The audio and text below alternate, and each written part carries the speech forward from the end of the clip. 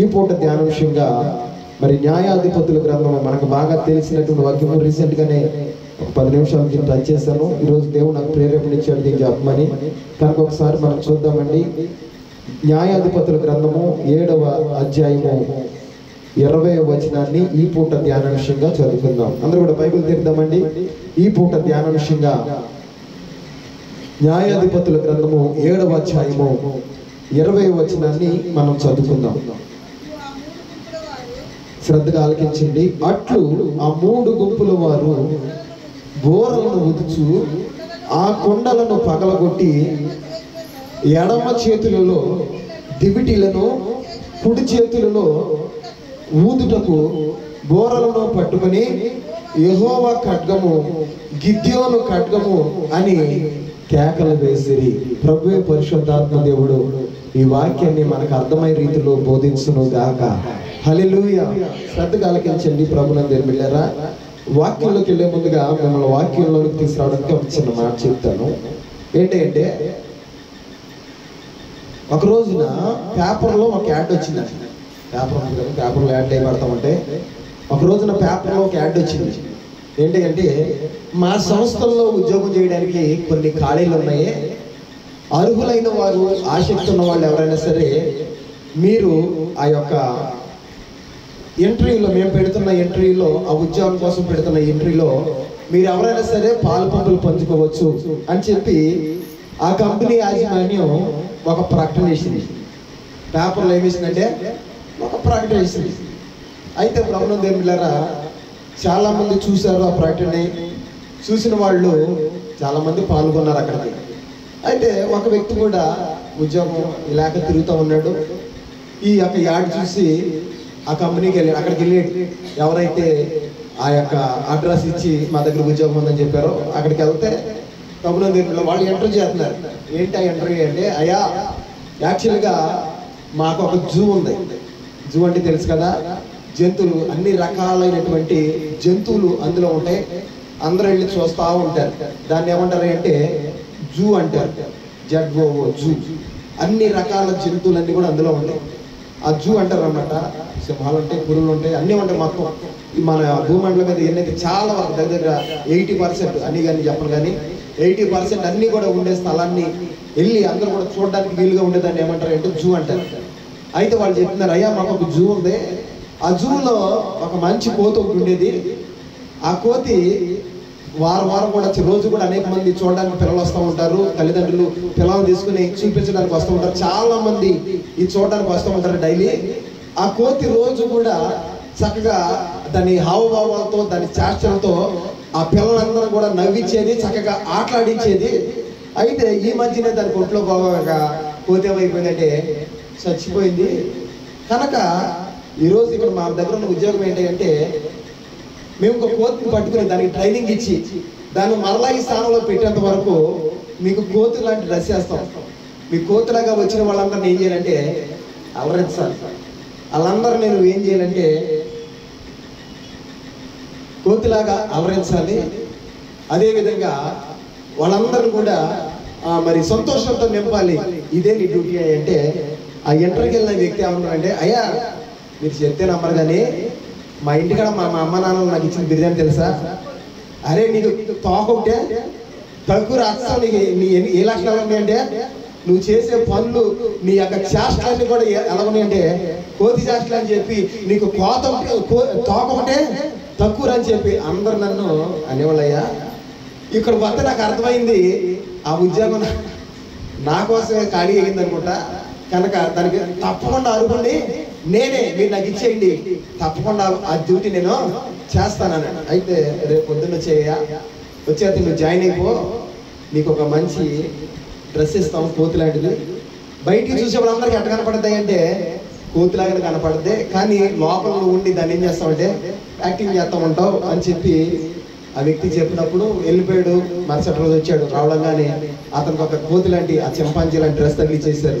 పైకి చూడడానికి ఎట్టకుంటాయి అంటే అచ్చమేక కోతిలాగానే ఉంది, అది చింపాంజీ లాగానే ఉంది. ఎక్కడ కూడా ఇతను మనిషి, ఇతను ఈ యొక్క వేసుకున్న డ్రెస్ వేసుకున్నాడు, లేకపోతే ఈ యొక్క మాస్క్ తదుకున్నాడని ఎక్కడ కూడా ఎవరికి తెలియనంతగా మా ప్రభుత్వం దేని పిల్లరా ఆ యొక్క డ్రెస్సులు మనం సెట్ అయిపోయాడు. వెళ్ళాడు జూలోకి లాగే ఆడకి అతనికి ఇచ్చినటువంటి ఆ చెట్లు అవి ఉన్నాయి. ఆ చెట్ల దగ్గరికి వెళ్ళాడు. ఈ చెట్టు మీద నుండి ఆ చెట్టు మీద, ఆ చెట్టు మీద నుండి ఈ చెట్టుకి దూకుతున్నాడు. దూకుతమే కాదు, చక్కగా వచ్చిన పిల్లలందరూ కూడా సంతోషపడుతున్నాడు, ఆనందపడుతున్నాడు. ఈ కోతిని చూసి వచ్చిన పిల్లలందరూ కూడా మరింతగా సంకల్పం కొట్టేసారు, సంతోషపడిపోతున్నారు. అయితే ఈ యాజమాన్యం వాళ్ళు చూశారు, అరే ఆ కోతి కన్నా మనోడే బాగా చేస్తున్నాడు అని చెప్పి వాళ్ళు ఆలోచన చేసుకున్నారు. మనోడు కూడా ఏమనుకున్నాడంటే నాకు ఈ ఉద్యోగమే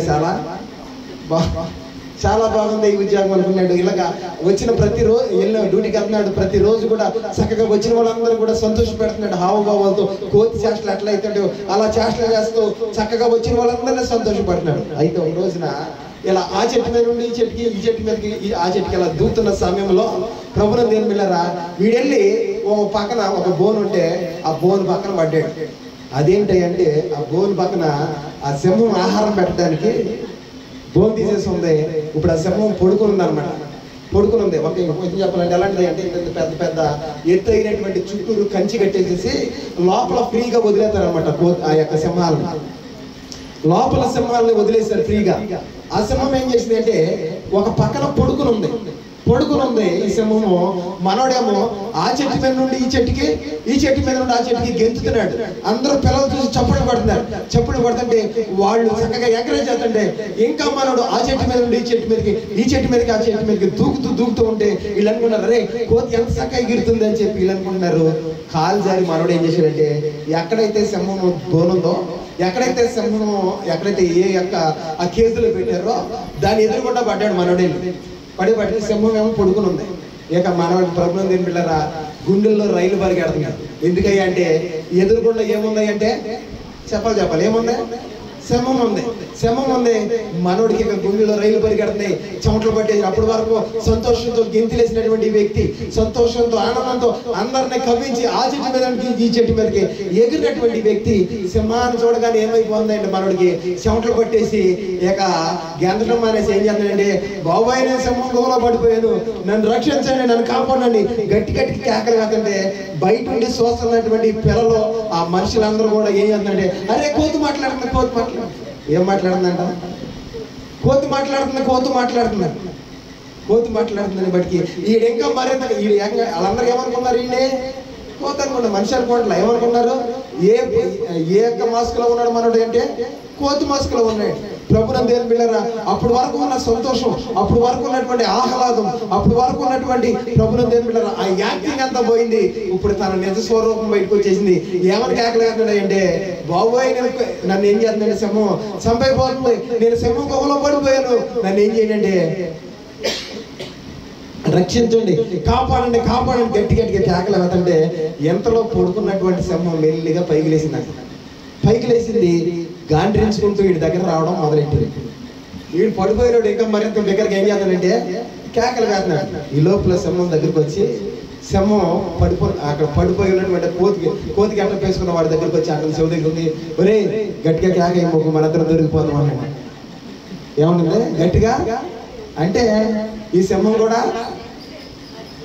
మనిషే. ఇప్పుడు ఈ కోతి అంటుంది, అయ్యే నువ్వు కూడా నాలాగా యాక్టింగ్ అయినా, నువ్వు కూడా నిజమైన సింహానివి కాదా? దేవునికి స్తోత్రం చెల్లింది. హల్లెలూయా. ప్రభువుని దేవుని పిల్లరా కొన్ని సందర్భాల్లో మనం కూడా అపవాది వేస్తున్నటువంటి భయంకరమైనటువంటి ఆ పరిస్థితులు చూసి మనం ఏమైపోతామంటే భయంకరమైనటువంటి పరిస్థితుల్లో భయాందోళనకు గురైపోతాం. అయితే దేవుడు అంటాడు వాడి సింహం వల్లే గర్జిస్తాడు కానీ వాడి సింహము కాదు. దేవుని వాక్యంలో రాయబడింది ఎవరిని మింగుతున్నానని గర్జించు సింహం వల్లే తిరిగిలాడతాడు. యాక్చువల్లీ చెప్పాలంటే వాడి సింహము కాదు. సింహం ఎవరో తెలుసా? మనం ఆరాధిస్తున్న మన ప్రభు అయిన యేసయ్య. ఆయనకు ఒక పేరు ఉంది, ఏంటి అంటే యోధా గోత్రపు కోదమ సింహము. దేవునికి స్తోత్రం చెల్లిద్దాం. హల్లెలూయా. వాడు ఆకారం ఎలాగైతే వీడి సింహం ఆకారం ఆ యాక్టింగ్ చేశాడో ప్రభువుని దేవుని పిల్లరా అదే విధంగా అపవాది కూడా ఏమి చేస్తున్నాడు అంటే యాక్టింగ్ చేస్తున్నాడు. వాడు కూడా సింహం వలే, అక్కడ సింహం వలే అక్కడ రాయబడి ఉంటుంది, ఎవరిని మింగుతున్నా అని గర్జించు సింహం వలే అని చెప్పాడు. కానీ వాడి సింహం కానే కాదు. కనుక ప్రభువుని దేవుని పిల్లరా నా యేసయ్య కల్వరి సిలువలో వాడు పళ్ళన్నీ మింగేశాడు. వాడికి శక్తి లేదు, ఊరికే భయపెడతా ఉంటాడు అనమాట. కనుక వాడి భయాలకు మీరు భయపడమోకండి, ప్రభువునందు శక్తి నిలబడండి. దేవునికి స్తోత్రం చెల్లిద్దాం. హల్లెలూయా. అయితే ఈరోజు ప్రభువునందు కొద్ది నిమిషాలు దేవుని మాటలు మనం జ్ఞాపకం చేసుకుందాం. ఈరోజు చదివిన వాక్యాన్ని మరలా నేను చదువుతాను, ఒకసారి చూడండి. అట్లు ఆ 3 గుంపుల వారు బోరలను ఊదుచు ఆ కొండలను పగలగొట్టి ఎడమ చేతిలో దివిటీలను కుడి చేతిలో ఊదుటకు బోరలను పట్టుకొని యెహోవా ఖడ్గము గిద్యోను ఖడ్గము అని ఏం చేశారంట? కేకలు వేస్తారు. పోయిన మంగళవారం అనుకుంటా ఇదే వాక్యాన్ని కొద్ది నిమిషాలు, 10 నిమిషాలు రాజాలో కొంచెం టచ్ చేశాను. ఎందుకో దేవుడు ఈరోజు నాకు ఈ వాక్యాన్ని మరలా ప్రేరేపణ ఇచ్చాడు. ఈ వాక్యాన్ని ముందు పెడుతున్నాను, శ్రద్ధగా మీరు ఆలకించండి. ప్రభువునందు దేవుని బిడ్డలారా, దేవుడు మనం ఆరాధిస్తున్న దేవుడు ఎలాంటి వాడు అంటే తన ప్రజల పక్షంగా గొప్ప కార్యములు చేసే దేవుడు. దేవునికి స్తోత్రం చెల్లిద్దాం. నమ్మిన వాళ్ళు మాత్రమే. హల్లెలూయా. మనం ఆరాధిస్తున్న దేవుడు ఎవరైతే ఆయన నమ్ముకుంటారో, ఎవరైతే ఆయన పాదాల దగ్గరికి వస్తారో, నీవే శరణము, నీవే నాకు ఆశ్రయం అని చెప్పి ఎవరైతే ప్రభు కృపకు వరకు వేడుకుంటారో వాళ్ళ పక్షంగా నా దేవుడు అద్భుతాలు చేసే దేవుడు. దేవునికి స్తోత్రం చెల్లిద్దాం.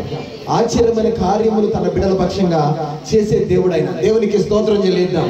అయితే మనమేమనుకుంటామంటే మనం ఒక కోణంలో ఆలోచిస్తాం.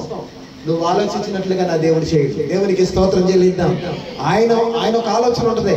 ఆయన ఆలోచన చొప్పున ఆయన మన జీవితంలో ఏం చేస్తాడంటే కార్యం చేస్తాడు. మనం అనుకుంటాము, మనం మనస్సులో మన ఊహలో ఒకటి ఆలోచించేసుకుని ఉంటాం. కానీ దేవుడు నువ్వు ఆలోచించినట్లుగా నా దేవుడు చేయడు. దేవునికి స్తోత్రం చెల్లిద్దాం. హల్లెలూయా. ఆయన నీ ఎడలో ఒక ఏముంటది అంటే ఒక ప్రణాళిక ఉంటుంది, ఒక చిత్తం ఉంటుంది, ఒక ప్రభువునందు దేవుని బిడ్డలారా నీ కొరకైనటువంటి ఒక ఆశను నా దేవుడు కలిగి ఉంటాడు. ఆయన వేలోనే మన జీవితాలు ఏం చేస్తాడంటే కార్యాలు చేస్తాడు. అందుకని మనం ప్రార్థన చేసినప్పుడు ఏం చేయాలంటే, ప్రభువా నా ఇష్టం కాదు, నీ చిత్తము చొప్పున నా జీవితంలో నువ్వేం చేయంటే చెప్పండి. ఈ మాట చెప్పండి అందరూ కూడా. ప్రభువా నా చిత్తము కాదు, నా ఇష్టము కాదు, నీ చిత్తము చొప్పున నా జీవితంలో కార్యం చేయండి. దేవునికి స్తోత్రం చెల్లిద్దాం. దానికి ఉదాహరణ ఈరోజు నేను చెప్పబోతున్న ఈ వాక్యం. ప్రభువునందు దేవుని బిడ్డలారా, ఇశ్రాయేలు ప్రజలు వాళ్ళు దేవుని నమ్ముకుని వాళ్ళు ఐగుప్తుల చెరలో ఉన్నప్పుడు ప్రభువుకు ప్రార్థన చేసినప్పుడు దేవుడు విడిపించి అద్భుతాలు చేశాడు, ఆశ్చర్యమైన కార్యాలు చేశాడు. వాళ్ళు తీసుకొచ్చి అక్కడ పెట్టాడు అంటే కనాను అనేటువంటి దేశంలో పెట్టాడు. వాళ్ళు అక్కడికి వచ్చిన తర్వాత ప్రభువునందు దేవుని బిడ్డలారా చుట్టూ అనేకమైనటువంటి దేశాలు వాళ్ళు ఉన్నారు. ఈ దేశాల వాళ్ళు ఏం చేశారంటే వాళ్ళ మీదకి అప్పుడప్పుడు ఆయా దేశాల వాళ్ళ మీదకి తిరుగుబాటు చేస్తా ఉండేవాడు.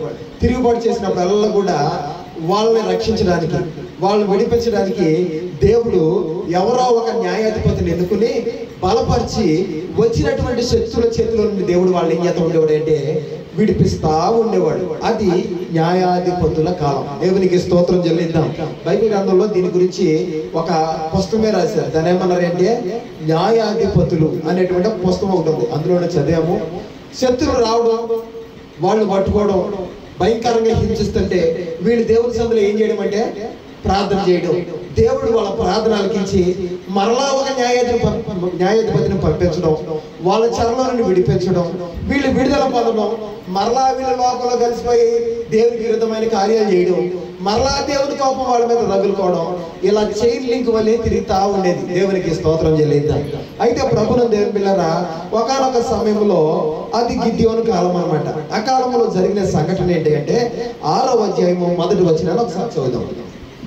ఇశ్రాయేలీలు యెహోవా దృష్టికి దోషులైనందున యెహోవా 7 ఏండ్లు వారిని మిద్యానీలకు అప్పచెప్పేశాడు. ఇప్పుడు దేవుని పిల్లలైన ఇశ్రాయేలు నా సొంత జనాంగము అని చెప్పి దేవుడు వాళ్ళని నా పిల్లలు వీళ్ళు అని ఎవరినైతే కోరుకున్నారో అదే ఇశ్రాయేలు అంట యెహోవా దృష్టికి ఏం చేశారు అంటే దోషులైపోయారు. అంటే దేవునికి విరుద్ధమైన కార్యాలు చేసి, దేవుడు చేయొద్దన్న పనులు చేసి, దేవుడి కోపాన్ని రేపి దేవునికి ఏమైపోయారంటే దోషులైపోయారు. వీళ్ళు దోషులైపోయినప్పుడు వీళ్ళు నన్ను పక్కన పెట్టేశారు, వీళ్ళు నా దృష్టికి దోషులైపోయారు, నేను చేయొద్దన్న పనులు వీళ్ళు చేస్తున్నారు కనుక వీళ్ళకి నా భయం అంటే ఏంటో వీళ్ళకే తెలియాలి. వీళ్ళ జీవితంలో నేను లేకపోతే ఎటువంటి భయంకరమైన కార్యాలు జరిగితే వాళ్ళకే తెలియాలి అని చెప్పి దేవుడు 7 సంవత్సరాలు వాళ్ళని ఎవరికి అప్పచెప్పాడు అంటే మిద్యానీలు అనేటువంటి పక్క దేశపు వాళ్ళకి అప్పచెప్పేసాడు అంట. వాళ్ళు ఏం చేస్తున్నారయ్య అంటే వీళ్ళు సంవత్సరం అంతా కూడా పంట పండించుకుంటున్నారు. నారేశారు, తీశారు, దాన్ని ఊడ్చారు, మందులు వేశారు, కలుపులు తీశారు, చక్కగా ప్రభుత్వం దేని బిళ్ళరా వ్యవసాయం చేసుకున్నారు. తీరా పంట కోసి ధాన్యాన్ని ప్రభుత్వం దేని బిళ్ళరా కొట్టంలో ఇంటికాడ ఉన్నటువంటి ఆ పురుల్లో దాచుకునే లేకపోతే అమ్ముకునేటువంటి సమయం సంవత్సరం అంతా కష్టపడి ఆ పంటను చేతికి వచ్చే సమయంలో మిద్యానీయులు ఒంట్ల మీద వచ్చేసేవాళ్ళు. ఒంట్ల మీద వచ్చేసి వాళ్ళ మీద దాడి చేసి సంవత్సరం అంతా సంపాదించిన సంపాదనంతా కూడా పట్టుకుని వాళ్ళు లాకెళ్ళిపోతా ఉండేవాళ్ళు. వీళ్ళ హింస పెట్టేవాళ్ళు, బాధ పెట్టేవాళ్ళు, కొట్టేవాళ్ళు. వాళ్ళ పండించిన పంటనంతా కూడా ఏం చేసేవాళ్ళు అంటే దోసుకుని వెళ్ళిపోయేవాళ్ళు. ఇంకా మీకు అర్థం అవడానికి చెప్పాలంటే, నీకు అర్థమైనట్టుగా దీనే చెప్పాలంటే, ఎవరి దగ్గర నెల జీతానికి కుదిరావు లేకపోతే ఉద్యోగం చేసుకుంటున్నావు, నెలంతా కూడా మొదటి తారీఖు మొదలుకొని 30వ తారీఖు వచ్చి అంతవరకు కూడా 4 రోజులు కష్టపడ్డావు. ఇక రేపు పొద్దున్న జీతం వచ్చేద్దని చెప్పి సంతోషపడ్డావు. ఇల్లు ప్రభుత్వం దేని బిళ్ళరా జీతం తీసుకుని ఆ డబ్బులు 15,000 వచ్చినాయో 20,000 వచ్చినాయో ఆ నెల జీతాన్ని పట్టుకుని బ్యాగులో పెట్టుకుని సంతోషంతో ఎక్కడ పోతున్నారు అంటే ఇంటికి వస్తున్న సమయంలో ఎవడో వచ్చి మన చేతిలో ఉన్న బ్యాగుని దానికి వెళ్ళిపోతే మన పరిస్థితి ఎట్లా ఉంటది? ఎలా ఉంటది? ప్రభుత్వం దేని బిళ్ళరా ఫలితము లేకపోతే ఆ ఫలము పొందుకునే స్థితిలో ఆ యొక్క నెలంతా సంపాదించిన సంపాదన సంతోషంతో అనుభవిద్దాం అనుకునేటువంటి పరిస్థితుల్లో ఎవడో వచ్చి మన యొక్క చేతిలో ఉన్నటువంటి నెల సంపాదన దొంగిలించుకెళ్ళిపోతే మన పరిస్థితి ఎట్లా ఉంటుందో ఇశ్రాయేలు పరిస్థితి కూడా అట్లా ఉంది. సంవత్సరం అంతా నాట్లు వేయడం, పంటలు పండించడం, తీరా తినే స్థితికి వచ్చేప్పటికి ఈ మిద్యానీలో చేంజ్ చేసేవాళ్ళు అంటే దోచుకుని వెళ్ళిపోతా ఉండేవాళ్ళు. ఇలా ఎన్ని సంవత్సరాలు జరుగుతున్నాయంటే 7 సంవత్సరాలు జరుగుతూ వచ్చిందంట. వీళ్ళు మిద్యానీయుల యొక్క బాధను తట్టుకోలేక ఊర్లు విడిచి, ఇల్లు విడిచి, కొండల గుట్టల్లో గుహల్లో కాపురం చేస్తూ ఉండేవాళ్ళు అంట. వీళ్ళకి భయపడి ప్రభుని దేనిలా అంత భయంకరంగా భారంగా ప్రభుని మిడతల దండంత విస్తారంగా మిద్యానీయులు ఇశ్రాయేలు మీద పడి దాడి చేస్తున్న సమయంలో వీళ్ళు ఆ బాధను తట్టుకోలేక దేవునికి ఏం చేశారంటే మొర్ర పెట్టారంట. 7వ వచనం చదువుదాం ఒకసారి. మిద్యానీయుల వలన బాధను బట్టి ఇశ్రాయేలీలు ఏం చేశారంటే యెహోవాకి మొర్ర పెట్టారంట. వాళ్ళు పెడుతున్న బాధకి 7 సంవత్సరాలు బాధపడ్డారు. ప్రభుని పంటలు పండిస్తున్నారు, తినడానికి సరైన ఆస్కారం లేదు, శత్రువు వచ్చి దోసుకెళ్ళిపోతున్నాడు. వాళ్ళ బాధలు తట్టుకోలేక 7 సంవత్సరాలు అనుభవించారు. వాళ్ళ బాధలు తట్టుకోలేక వీళ్ళు ఏం చేశారంటే యెహోవాకు మొరపెట్టారు, ప్రార్థన చేశారంట. ప్రార్థన చేసినప్పుడు ఇప్పుడు దేవుడు ఏం చేశాడంటే వీళ్ళకి ఎలాగైనా సరే ఆ మిద్యానీయుల నుండి, ఆ మిద్యానీయుల బంధకాల నుండి వీళ్ళకి విడుదల కలిగింప చేయాలని ఒక వ్యక్తిని నేను ఏం చేయాలనుకున్నానంటే ఎన్నుకోవాలి. ఇశ్రాయేలుకు న్యాయాధిపతిగా ఒక వ్యక్తిని నేను నిలబెట్టాలని చెప్పి ప్రభుని దేని బిళ్ళరా దేవుడు ఆశ కలిగి ఉన్నాడు. దేవునికి స్తోత్రం చెల్లిద్దాం. హల్లెలూయా. శ్రద్ధగా ఆలోచించండి, దేవుని వాక్యం మీద మనసు పెట్టండి. మిద్యానీయులు ఎంతమంది జనాభా ఉన్నారంటే మిడతల దండంతా విస్తారంగా ఒక దైవజనుడు లెక్క కట్టాడు. మిద్యానీయులంట యుద్ధం చేయగలిగిన శక్తి సామర్థ్యాలు కలిగిన వాళ్ళు వీళ్ళ మీదకి ఎంతమంది వచ్చేవాళ్ళు అంటే 135,000 మంది వచ్చారంట. దేవునికి స్తోత్రం చెల్లిద్దాం. ఎంతమంది వచ్చారు? 1,00,000. మళ్ళా అడుగుతాను నేను మాటను గుర్తెట్టుకోండి. 135,000 మంది వీళ్ళ మీదకి మిడతలంత విస్తారంగా యుద్ధం చేయడానికి వచ్చి వీళ్ళు ఎన్ని లాక్కెళ్ళిపోతూ ఉండేవాళ్ళంట. అయితే వీళ్ళు దేవుని చేతిలో మొరపెట్టారు. మొరపెట్టినప్పుడు ప్రభువును దేని బిళ్ళరా వీళ్ళని విడిపించడానికి దేవుడు ఒక హీరోని ఎన్నుకున్నాడు. దేవునికి స్తోత్రం చెల్లిద్దాం. ఆయన పేరేంటి అంటే చెప్పండి, ఏం పేరు? ఆయన పేరు గిద్యోను. చెప్పాలి, ఏం పేరు అంటే గిద్యోను. ఈయన ఏం చేస్తున్నాడు అంటే ఈయన కూడా ఇశ్రాయేలీయుడే. ఆయన ఏం చేస్తున్నాడు, పంటలు పండించాడు.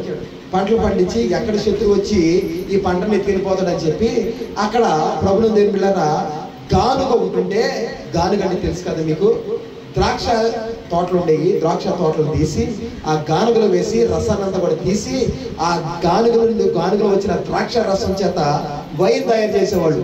ఆనాటి కాలంలో ఇశ్రాయేలు యొక్క దేశంలో మరి ఈ యొక్క ద్రాక్ష గుత్తుల్ని ఆ యొక్క వైన్ తీయడానికి గానుగలు ఉండేవి.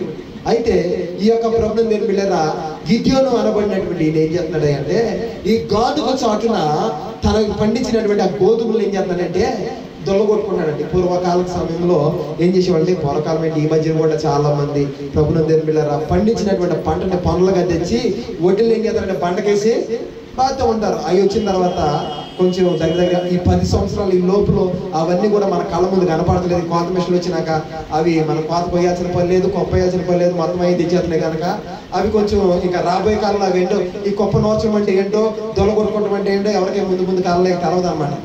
ఎందుకంటే ఈ టెక్నాలజీ పెరిగిపోతుంది కనుక. ఆనాటి కాలంలో గిద్యోను ఏం చేస్తున్నాడంటే గోధుమ పంట వేసాడు. మీరు వరి అంటే వేసారో, ఆయన ఏం వేసాడు అంటే గోధుమలు పంట వేసాడు. గోధుమలు పంట వేసాడు. కోతకాలం వచ్చేసింది, ఇక శత్రులు వచ్చి పట్టుకెళ్ళబోతున్నారు. ఆనాటి సమయంలో కొంచెం అన్నా సరే మనం చాటుగా ధాన్యాన్ని సేకరించి మన పిల్లల కోసం దాచుకుందాం, వాళ్ళకి కలుగించు, వాళ్ళకి పెడదాం అని చెప్పి ఈ గిద్యోను ఏం చేస్తున్నాడంటే తన పంటే, సొంత పంటనే దొంగ సాటుగా ఏం చేస్తున్నాడంట, నల్లగొట్టుకున్న సమయంలో ఏ చెట్టు కింద, మస్తకి చెట్టు అని ఒకటి ఉంది, ఆ చెట్టు కింద ప్రభునందు బిడ్డలారా ఈ గానక చాటున గోధుమలు దొల్లగొట్టుకుంటుంటే యెహోవా దూత అక్కడికి ప్రత్యక్షమైంది. దేవునికి స్తోత్రం చెల్లించుదాం. చాటుగా గోధుమలను దొల్లగొట్టుకుంటున్నటువంటి ఈ గిద్యోను దగ్గరికి వచ్చి ఆ దూత పలుకుతున్న మాట ఏంటంటే, పరాక్రమము కలిగిన బలజుడా యెహోవా నీకు ఎట్లా కొన్నాడంటే, చూద్దాం ఒకసారి మాటని. యెహోవా దూత అతను కనబడి, పరాక్రమము కలిగిన బలాఢ్యుడా యెహోవా నీకు ఎట్లా ఉన్నాడంటే తోడై ఉన్నాడు అన్నాడు. దూత మాట్లాడుతుంది. ప్రభు దగ్గర నుండి వచ్చినటువంటి దూత గిద్యోనుతో దొంగచాటుగా గోధుమలు తొలగొట్టుకున్న ఆ గిద్యోను దగ్గరికి వచ్చి మాట్లాడుతుంది. ఏమని అంటే, పరాక్రమం కలిగిన బలాఢ్యుడా గిద్యోను యెహోవా నీకు ఎట్లా ఉన్నాడంటే తోడుగా ఉన్నాడంటే. గిద్యోను అన్నాడు, అయ్యా దేవుడే మాకు తోడుకుంటే మాకు ఈ గతి ఎందుకు వస్తుంది, మా పంటల మీద దొంగసాటికి ఎందుకు తొలగొట్టుకోవాల్సిన పరిస్థితి వద్దయ్యా, మా దేవుడు మా చేయి విడిచిపెట్టేశాడు, దేవుడు మాకు తోడుగలేడు. అందులో ఇంకేమన్నాడు ఏంటి, పరాక్రమం కలిగిన బలాఢ్యుడా, నేను బలాఢ్యుని అయితే, నేను పరాక్రమం కలిగిన వాడిని అయితే దొంగసాటికి ఎందుకు తొలగొట్టుకుంటున్నాయి అంటే దూత మాట్లాడుతున్న మాట ఏంటంటే, ఇదిగో మిద్యానీయుల చెర నుండి దేవుడు మీ ఇశ్రాయేలు ప్రజలను విడిపించడానికి నిన్ను పనిముట్టుగా నా దేవుడు ఏం చేయబోతున్నాడంటే వాడుకోబోతున్నాడు. న్యాయాధిపతిగా దేవుని చేతిలో ఒక బలమైన ఆయుధంగా దేవుని ఏం చేయబోతున్నాడంటే వాడుకోబోతున్నాడు అని చెప్పి దేవుని వాక్కు అతనికి ప్రత్యక్షమైంది. దేవునికి స్తోత్రం చెల్లిద్దాం. ఆ మాట కూడా ఒకసారి చదువుదామండి. 16వ వచనం చదువుతాం. నేను నీకు తోడై ఉన్నాను గనుక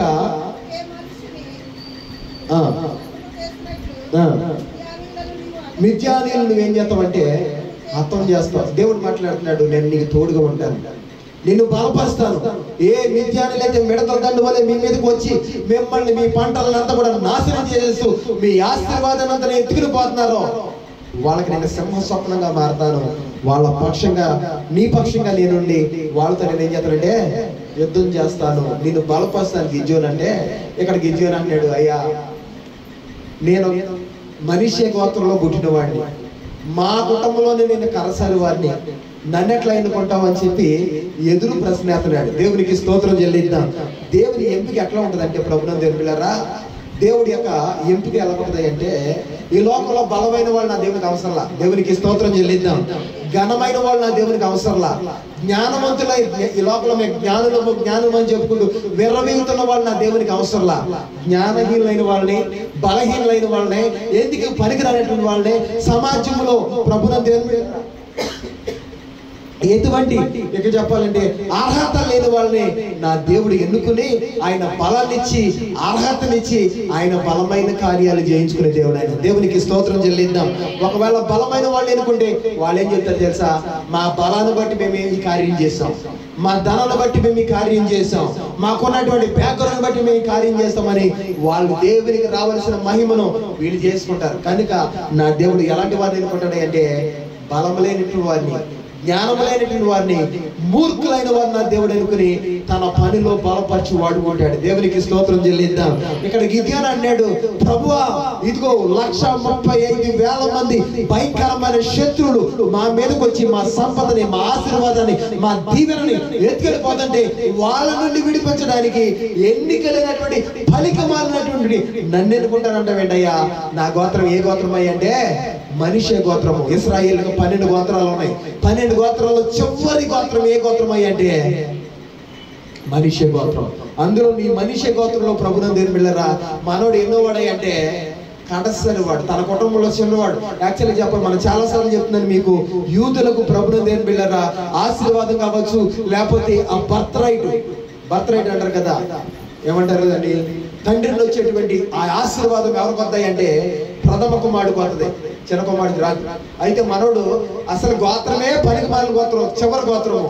అందులోనూ మనోడు తన తండ్రికి ఎన్నో కొడుకు అంటే చివరి కొడుకు. అయ్యా నేను మనిషి గోత్రంలో పుట్టినవాడిని, అందులోనూ నా కుటుంబంలో నేను ఎన్నవాడినాయంటే కడసరి వాడిని, నన్ను ఎన్నుకుంటానంటే అంటే నా దేవుడు అన్నాడు, నా దేవునికి నువ్వే కావాలి అని చెప్పి బలహీనుడైన వాడు నా దేవుడు ఏం చేశాడంటే బలపరిచాడు. ఈరోజు ప్రభుత్వం దేని పిల్లరా నీకు అర్థమవడానికి ఒక మాట చెప్తాను. నా దేవుని ఎంపిక ఎట్లా ఉంటుంది అంటే, నా దేవునికి ఎలా వంటి వాడిని కోరుకుంటాడు అంటే, మీకు తెలుసు యేసుప్రభు వారికి ఎంతమంది శిష్యులు ఉన్నారంటే 12 మంది శిష్యులు. ఎంతమంది శిష్యులు? 12 మంది శిష్యులు. తర్వాత 70 మంది ఉన్నారు, 150 మంది ఉన్నారు, 700 మంది అయిపోయారు రాను. ఇప్పుడు ప్రపంచమంతా ఆయన శిష్యులే. దేవునికి స్తోత్రం చెల్లిద్దాం. హల్లెలూయా. మొట్టమొదటిగా ఆయన ఈ భూలోకానికి వచ్చిన కొత్తలో ఆయన వెనకాల కొంతమంది శిష్యులు ఏర్పాటు చేసుకున్నారు. ఎంతమంది అయితే వారిలో 12 మంది శిష్యులు. ఈ 12 మందిలో యోధా ఇస్కరియోతు ఒకడు, అదేవిధంగా మత్తయి అనేటువంటి మత్తయి సువార్త రాసినటువంటి మత్తయి అనేటువంటి సుంగపు గొప్పదారుడు, వాళ్ళిద్దరు తప్ప మిగతా వాళ్ళందరూ కూడా నోట్లో అక్షరం మొక్క లేని వాళ్ళు. దేవునికి స్తోత్రం చెల్లిద్దాం. హల్లెలూయా. ఈ మత్తయి అనబడిన వాడు సుంగపు గొప్పదారుడు, అంటే ట్యాక్స్ కలెక్టర్ అనమాట, ట్యాక్స్ రాసుకునేవాడు. ఈ యొక్క యోధా ఇస్కరియోతు అనబడిన ఆయన లెక్కలు కట్టేవాడు, డబ్బులు లెక్కలతో ఉండేవాడు, డబ్బులు సచ్చి ఆయన దగ్గర ఉండేదంట. కనుక వీళ్ళిద్దరిని పక్కన పెట్టేస్తే మిగతా వాళ్ళందరూ కూడా పేతురు, యాకోబు, యోహాను, ఆంద్రేయ, ప్రభునందు దేని పిల్లరా ఆయన దగ్గర ఫిలిప్పు, మరి ఎలాగొండ ఆయన దగ్గర ఉన్నటువంటి ఆ 10 మంది శిష్యులు, ఇద్దరు తీసేస్తే 10 మంది కూడా నోట్లో అక్షరం మొక్కలేనటువంటి ప్రభునందు దేని పిల్లరా పామరులు. వీళ్ళు పుట్టిన మొదలుకుని తన యొక్క ఎవరికాలం వచ్చిన దగ్గర నుండి ఆ గలిలయ సముద్రంలో ఏమేసి పెరిగాయి అంటే వలలేసుకుంటూ చేపలు పట్టుకుంటూ పెరిగిన బ్యాచ్ తప్ప చదువుకున్న బ్యాచ్ కానే కాదు. అయితే చదువు రానటువంటి వాళ్ళనైనటువంటి, ఎందుకు పనికి రానటువంటి ఆ జాలను నా దేవుడు ఎన్నుకుని వాళ్ళ ద్వారా ప్రపంచాన్ని కదిలించేశాడు. దేవునికి స్తోత్రం చెల్లిద్దాం. హల్లెలూయా. ప్రపంచానికి ఎంత సువార్త వచ్చింది అంటే కారణం ఏంటి అంటే, ఎన్నిక లేనటువంటి ఆ 10 మంది, ఏ మంచి లేనటువంటి, చెప్పాలంటే ఏ అర్హత లేనటువంటి, ఏ చదువు సంజలు లేనటువంటి ఆ 10 మంది దేవుని సేవని ఖండాంతరాలు దాటి విస్తరపరిచారు. దేవునికి స్తోత్రం చెల్లిద్దాం. హల్లెలూయా. ఈ రోజు ప్రభునందు దేని పిల్లరా, ఇదిగో ఈ రోజు ఆయన సన్నిధిలో సమకూర్చబడిన మనం కూడా లోకంలో ఎవరికి మనకు పనికిరాని వారం కావచ్చు, ఎవరికి మన వల్ల ఎటువంటి ప్రభునందు దేని పిల్లరా ఆ యొక్క ఇంకా చెప్పాలంటే ఎటువంటి ప్రభునందు మరి పనికి వచ్చే వారం మనం కాకపోవచ్చు, లోకంలో వాల్యూ లేని వాళ్ళము, విలువ లేని వాళ్ళం కావచ్చు మనము. కానీ విలువ లేనటువంటి మనల్ని ఎన్నుకుని ఆయన బిడ్డలుగా విలువ కలిగిన వారిగా దేవుడు మనం మార్చాడు. దేవునికి స్తోత్రం చెల్లిద్దాం. హల్లెలూయా. హల్లెలూయా. నీ యొక్క కుటుంబంలో నీకు విలువ లేకపోవచ్చు, నీ గ్రామంలో నీకు విలువ లేకపోవచ్చు, నీ సమాజంలో నీకు విలువ లేకపోవచ్చు, ప్రభునందు దేని పిల్లరా, కానీ నా దేవుని దగ్గర ఒక విలువైన వాడిగా నా దేవుడు నిన్ను మార్చాడు. దేవునికి స్తోత్రం చెల్లిద్దాం. హల్లెలూయా. ఈ లోకంలో విలువ కలిగిన వాళ్ళు ఎంతో మంది ఉన్నారు, వాళ్ళందరూ నా దేవునికి అవసరంలా. విలువ లేనటువంటి మనల్ని దేవుడు ఏం చేశాడంటే ఆయన పని కోసం నియమించుకున్నాడు. దేవునికి స్తోత్రం చెల్లిద్దాం. హల్లెలూయా. నువ్వు దేవుని కొరకు ఒక ప్రత్యేకించబడిన దానివి, దేవుని కొరకు ఒక ప్రత్యేకించబడిన వాడవు నువ్వు. నా దేవుడు నిన్ను ఏం చేసుకున్నాడంటే ఎన్నుకున్నాడు. హల్లెలూయా. ఏర్పరచుకున్నాడు. ఆయన చుట్టూ చూశాడు, శాతపేట అంతా చూశాడు అంటే ఎవరికి ఆయన కావాలని చెప్పి. ఆయన ఎదిగినప్పుడు ఆయన దొరికిన వాళ్ళం మనం. దేవునికి స్తోత్రం చెల్లిద్దాం. ఆయన ఎన్నుకున్న వాళ్ళం మనం. దేవునికి స్తోత్రం చెల్లిద్దాం. లోకంలో ఎందుకు మనం ఎవరికి పనికిరాం, లోకంలో ఎవరికి మనం పనికిరాము, కానీ నా దేవునికి కావాలని, ఆయనకు పనికొచ్చే పాత్రలుగా మనం వాడబడాలని ఆయన మనల్ని ఎన్నుకున్నాడు, ఏర్పాటు చేసుకున్నాడు. దేవునికి స్తోత్రం చెల్లిద్దాం. ఇక్కడ గిద్యోను కూడా అదే అన్నాడు, ప్రభువా నేను మనిషి గోత్రంలో కడసరి వాడిని, ఎందుకు పనికిరానటువంటి అయ్యా అంటే, ఎందుకు పనికిరానటువంటి నిన్నే నా దేవుడు బలపరచబోతున్నాడు, నీకు తోడుగా ఉన్నాడు. మిద్యానీయుల మీద ఇశ్రాయేలుకి నీ ద్వారా ఏమివ్వబోతున్నాడు అంటే గొప్ప చేయండి ఇవ్వబోతున్నాడు అని చెప్పినప్పుడు ప్రభునందు దేని పిల్లరా కొన్ని సూచనలు అడిగాడు. అక్కడ ఒక 2-3 సూచనలు అడిగాడు. ఆ సూచనలు దేవుడు చేసిన తర్వాత ఇప్పుడు ఏం చెప్పాడంటే, గిద్యోను నువ్వు వెళ్ళి పిలుపునివ్వు ఇశ్రాయేలు ప్రజలకి, ఇదిగో దేవుడు నాతో మాట్లాడాడు, ఇశ్రాయేలు మిద్యానీయులు మన యొక్క చేతులకు అప్పచెప్తానన్నాడు, వాళ్ళ మీద గొప్ప జయాన్ని మనకి ఇస్తానన్నాడు. కనుక మీరు ఎంతమంది అయితే నాతో పాటు వస్తారో రండి యుద్ధం చేయడానికి అన్నప్పుడు ప్రభునందు పిల్లరా ఇశ్రాయేలు సమాజంలోకి వెళ్ళి ఒక ప్రకటన ఇచ్చాడు. దేవుడు నాతో మాట్లాడాడు, ఇశ్రాయేలు మీద మనకు గొప్ప జయాన్ని ఇస్తానని. కనుక ఎంతమంది మీరు నాతో రావాలని ఆశపడుతున్నారో, ఎంతమంది యుద్ధం చేయాలని ఆశపడుతున్నారో రండి అని చెప్పి పిలుపునిచ్చాడు. పిలుపునిచ్చినప్పుడు ప్రభునందు పిల్లరా ఎంతమంది వచ్చారు తెలుసా? 32,000 మంది వచ్చారంట. చెప్పండి ఎంతమంది సంఖ్య? చెప్పాలి. ఎంతమంది? 32,000 మంది గిద్యోను మాట విని యుద్ధం చేయడానికి వచ్చారు. వాళ్ళ శత్రులు ఎంతమంది అని చెప్పినాక 135,000 మంది శత్రులు ఉన్నారు యుద్ధం అవతల పక్క. అపాయింట్మెంట్ వాళ్ళు ఎంతమంది ఉన్నారంటే 135,000 మంది ఉన్నారు. గిద్యోను దగ్గరికి యుద్ధం చేయడానికి ఎంతమంది వచ్చారు? 32,000 మంది వచ్చారు. ఈ 32,000 మంది వెళ్ళి 135,000 మందితో యుద్ధం చేస్తే ఎవరు గెలుతారు? 135,000 మంది గెలుతారా? 32,000 మంది గెలుతారా? చెప్పండి మీరు. దేవునికి స్తోత్రం, హల్లెలూయా. ఇశ్రాయేలు యుద్ధం చేసేవాళ్ళు 32,000 మంది ఉన్నారు. మిద్యానీయులు వాళ్ళ మీదకి వస్తున్న శత్రులు ఆపోజిట్ వాళ్ళు, ఇంకా చెప్పాలంటే విలన్ వాళ్ళు, వాళ్ళ మంది ఉన్నారు అంటే 135,000 మంది ఉన్నారు. వాళ్ళతో యుద్ధం చేయడానికి వీళ్ళు 32,000 మంది ఉంటే వాళ్ళు 1,35,000 మంది ఉన్నారు. వీళ్ళిద్దరూ యుద్ధ భూమిలో తలబడితే ఎవరు గెలుస్తారు? కళ్ళు మూసుకుని చెప్పొచ్చు ప్రభునందు పిల్లరా, ఎవరైతే ఎక్కువ ఉన్నారో వాళ్ళే గెలుస్తారు. దేవునికి స్తోత్రం చెల్లిద్దాం, హల్లెలూయా. అయితే దేవుడు అన్నాడు, గిద్యోను నీ దగ్గరికి ఎంతమంది వచ్చారని దేవుడు అడిగాడు. అయ్యా నా దగ్గరికి 32,000 మంది యుద్ధం చేయడానికి వచ్చారయ్యా అంటే, వీళ్ళు చాలా ఎక్కువ మంది అయ్యా, నువ్వేం చేస్తావంటే అందరి మధ్యలో నిలబడి ఒక మాట చెప్పు, వీళ్ళు వచ్చిన వాళ్ళు ఎంతమంది యుద్ధం అంటే భయపడుతున్నారో చేతులెత్తుంది అన్నాడు. ఎంతమంది యుద్ధం అంటే భయపడుతున్నారో చేతులెత్తుందంటే మీరు చేతులెత్తిన వాళ్ళు వెళ్ళిపోవచ్చు, యుద్ధం చేయవసరం లేదు. ఎంతమంది మీరు భయపడుతున్నారా అంటే 32,000 మంది వస్తే 32,000 మందిలో 22,000 మంది చేతులెత్తారంట. మాకు యుద్ధం అంటే ఏంటి అంటే భయం అని చెప్పి దేవుడు అన్నాడు, చేతులెత్తిన వారందరినీ ఇంటికి పంపించి అన్నాడు. 22,000 మంది ఇంటికి వెళ్ళిపోయారు. ఎంతమంది మిగిలారు? ఇంకా 10,000 మంది మిగిలారు. ఎంతమంది? చెప్పండి. ఎంతమంది? 10,000 మంది. ఎంతమందితో యుద్ధం చేయడానికి? 135,000 మందితో యుద్ధం చేయడానికి ఎంతమంది మిగిలారు అంటే 32,000 మంది వస్తే 22,000 మంది వెళ్ళిపోయారు, 10,000 మంది మిగిలారు. ఇప్పుడు దేవుడు అన్నాడు, వీళ్ళు కూడా ఎక్కువేనయ్యా, వాళ్ళతో యుద్ధం చేయడానికి వీళ్ళు కూడా ఎంతమంది ఏమవుతారు అంటే ఎక్కువైపోతారు. ఈ 10,000 మందితో నువ్వు యుద్ధం చేస్తే వాళ్ళు అంటారు, మా శక్తిని బట్టి మేము మిద్యానీయులను ఏం చేసామంటే గెలిచాం, మా బలమును బట్టి మేము వేసిన స్ట్రాటజీస్ని బట్టి, అంటే యుద్ధ చెప్పాలంటే ఆ యొక్క యుద్ధ నీతిని బట్టి, లేకపోతే మేము వేసినటువంటి ఆ ప్రణాళికను బట్టి మేము మిద్యానీయులను ఓడించామని చెప్పి వీళ్ళు గొప్పలు చెప్పుకుంటారు. కనుక ఒక పని చేయి, వీళ్ళందరినీ కూడా చెరువు దగ్గర తీసుకెళ్ళాను. 10,000 మందిని చెరువు దగ్గర తీసుకొచ్చాడు మిద్యాన్. ఇప్పుడు నువ్వు చేయవలసింది ఏంటంటే వాళ్ళందరినీ కూడా చెరువులో నీళ్ళు తాగమని చెప్పమన్నాడు. ఏం చేయమన్నాడు? చెరువులో నీళ్లు సర్దుగానండి. ఏం చేయమన్నాడు?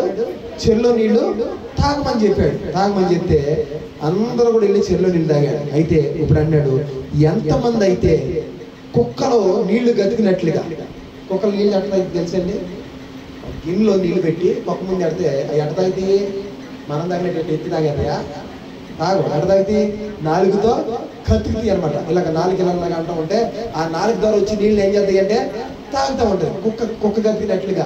ఇప్పుడు 10,000 మంది నీళ్లు తాగారు కదా, నీళ్లు తాగునప్పుడు నువ్వు గమనించు, ఎంతమంది అయితే కుక్క గతికినట్లుగా నీళ్లు కతుకుతారో వాళ్ళని తీసి పక్కనెట్టు అన్నాడు.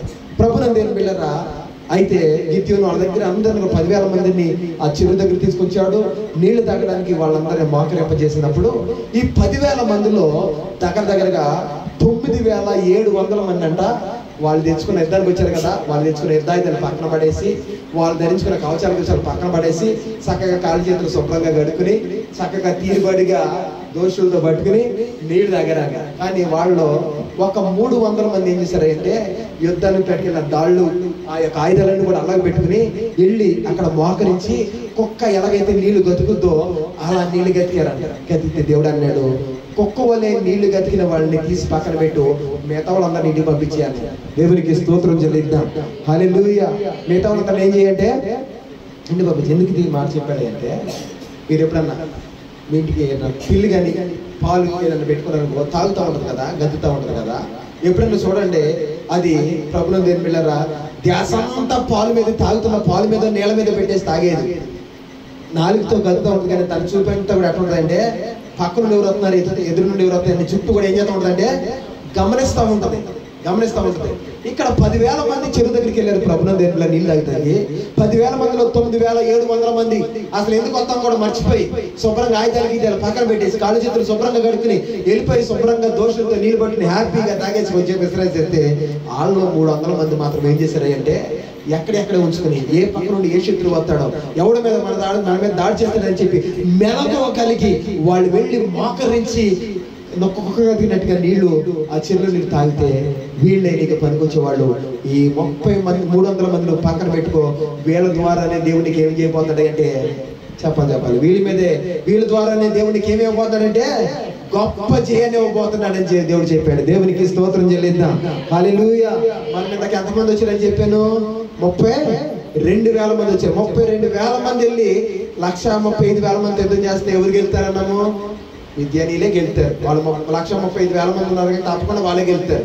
వీళ్ళు ఎంతమంది? 32,000 మంది. కానీ దేవుడు అన్నట్టు వీళ్ళలో పనికిరాలని వాళ్ళని దేవునికి నీకు చెప్పాలంటే యుద్ధం అంటే భయపడే వాళ్ళు వీళ్ళందరినీ గ్రేడింగ్ చేస్తే 32,000 మందిలో యుద్ధం చేసే వాళ్ళు ఎంతమంది బయటకు వచ్చారు అంటే కేవలం 300 మంది వచ్చారు. దేవునికి స్తోత్రం చెల్లిద్దాం. ఎంతమంది వచ్చారు? 300 మంది. 300 మంది. ఈరోజు ప్రభువుని దేని బిడ్డలారా, దేవుడు అంటాడు గిద్యోను ఈ 300 మంది ద్వారా నీకు ఏమేమి పోతున్నానంటే గొప్ప జయాన్ని ఇవ్వబోతున్నాను. మనుషులుగా మనకి ఎక్కడ ఉన్నది ఇది? ప్రభా వాళ్ళు ఎంతమంది ఉన్నారు? 135,000 మంది. మిడతల దండంత విస్తారంగా ఉన్నారయ్యా. మేము చూస్తే ఎంతమంది ఉన్నాము? 300 మంది ఉన్నాము. మా ద్వారా మేము ఏం చేయగలమయ్యా అని చెప్పి వీళ్ళు సతికిల పడాలి, నిరాశ పడాలి. కానీ దేవుడు అన్నాడు మీ 300 మందిని మేము ఏం చేయబోతున్నానంటే బలపరచబోతున్నాను. మీ ద్వారా మిద్యానీల మీద మీకు ఏమి పోతానంటే గొప్ప జయం చేయబోతున్నాను. ఈరోజు ప్రభువుని దేని బిడ్డలారా, దేవుని మందిరానికి వస్తున్నా నీవు, నా శక్తి కొంచెమే, నా ఇంట్లో నేను ఒక్కదాన్నే ప్రార్థనకు వచ్చేది, నా ప్రార్థన నా కుటుంబాన్ని రక్షించుకోవడానికి చాలట్లేదు అని అక్కడ బాధపడుతున్నామేమో. నా దేవుడు అంటున్నాడు ఈ చిన్న మన ద్వారానే పెద్ద సైన్యం అనే ఆ యొక్క మిద్యానీల మీద దేవుడు మీకు ఏమేమి పోతున్నాడని చెప్పాడంటే విజయాన్ని ఇవ్వబోతున్నాడు. ఈరోజు ఒంటరిగా చేసే నీ ప్రార్థనే, జంటగా చేసే మీ ప్రార్థన మీరు అనుకోవద్దు ఎప్పుడు కూడా మా శక్తి కొంచెమే, మేమేం చేయగలమని. దేవునికి స్తోత్రం చెల్లిద్దాం. మన వల్ల అయితే ఏమి కాదు, సమస్తము నా దేవుడు చేయగలడు. దేవునికి స్తోత్రం చెల్లిద్దాం. హల్లెలూయా. మా శక్తి చేత కాదు నాయన, మా బలం చేత కాదు ప్రభువా, నువ్వు ఏదైనా నువ్వు చేయగలవు. ఆయనకి సమస్తము కూడా సాధ్యమే అని చెప్పి దేవుని సహాయాన్ని మనం కోరుకోవాలి. దేవునికి స్తోత్రం చెల్లిద్దాం. హల్లెలూయా. 135,000 మంది అక్కడ, 300 మంది అక్కడ. నా దేవుడు అంటాడు ఇదిగో 7 సంవత్సరాలుగా మిమ్మల్ని భయంకరంగా మేము మీ ఆస్తిని తినివేస్తున్నా, మీ ఆశీర్వాదాన్ని తినివేస్తున్నా, మిమ్మల్ని భయంకరమైన కష్టాలకి, నష్టాలకి, శ్రమలకి, భయంకరమైన పరిస్థితులకి మరి గురి చేస్తున్నటువంటి మిద్యానీల మీద మీకు విజయం ఇవ్వడానికి నేను ఎంతమందిని ఎన్నుకున్నాను అంటే 300 మంది చాలు. వీళ్ళ ద్వారా మీకు ఏమొచ్చేదంటే గొప్ప చేయడం. కారణం ఏంటంటే మీకు నేను ఎట్లా ఉన్నానంటే తోడుగా ఉన్నాను. యుద్ధం మీరుగా చేసి ఎవరు చేస్తారు? దేవుడు చేస్తాడు. కానీ దేవునికి స్తోత్రం చెల్లిద్దాం. హల్లెలూయా. ఇప్పుడు దేవుడు మన పక్షాన ఉంటే మన యుద్ధం ఎవరు చేస్తారు అంటే దేవుడే చేస్తాడు. ఈరోజు ప్రభుత్వం నేను పిల్లలు శ్రద్ధగా ఆలకించండి. మనుషులుగా మనం ఏం చేస్తామంటే కండబలం చూస్తాం, అండబలం చూస్తాం, మన కాలంలో బాహుబలం చూస్తూ ఉంటాం. కానీ నా దేవుడు వాటిని చూసి దేవుడు కాదు. దేవునికి స్తోత్రం చెల్లిద్దాం.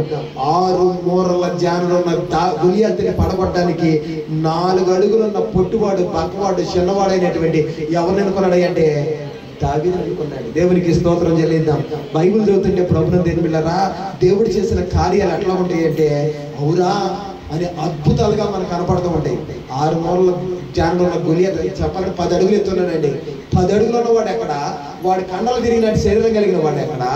4 అడుగులు పక్కగా ఉండి పీలగా ఉన్నటువంటి చిన్న దావీదు ఎక్కడ? ఈ దావీదు ద్వారా గొలియాతు ఏం చేశాడంటే వచ్చేసాడు. దేవునికి స్తోత్రం చెల్లిద్దాం. దేవుని కార్యాలు అద్భుతాలండి, దేవుని కార్యాలు ఆశ్చర్యాలండి. నమ్మండి. మనుషులు నమ్ముతున్నాం, ఎవడెవడనో ఏటేటనో ఎవడే చెప్తే నమ్మేస్తున్నాం. కానీ మనం ఏం నమ్మట్లేదు అంటే దేవుని మాటలు నమ్మట్లా, దేవుని కార్యాలు నమ్మట్లా. వాళ్ళు నమ్మారు కనుకనే వాళ్ళ జీవితంలో గొప్ప కార్యం చూశారు. నువ్వు కూడా నమ్మితే నీ బ్రతుకులో నువ్వు గొప్ప కార్యం చూస్తావు. దేవునికి స్తోత్రం చెల్లిద్దాం. హల్లెలూయా. మన శక్తి కొంచెమే, మన బలము కొంచెమే, మన వల్ల అసలు ఏమి కాదు. చీపురు పళ్ళు ఎక్కడికి అక్కడికి వెళ్తాం. కానీ మన దేవుడు మనం బలపరిస్తే, అందుకని భక్తుడు అంటాడు, నన్ను బలపరచు అని నిన్ను సమస్తము కూడా చేయగలను. మనం ఏం చేయలేం, దేవుడే కనుక మనం బలపరిస్తే ఏదైనా మనం చేయగలం. దేవునికి స్తోత్రం చెల్లిద్దాం. హల్లెలూయా.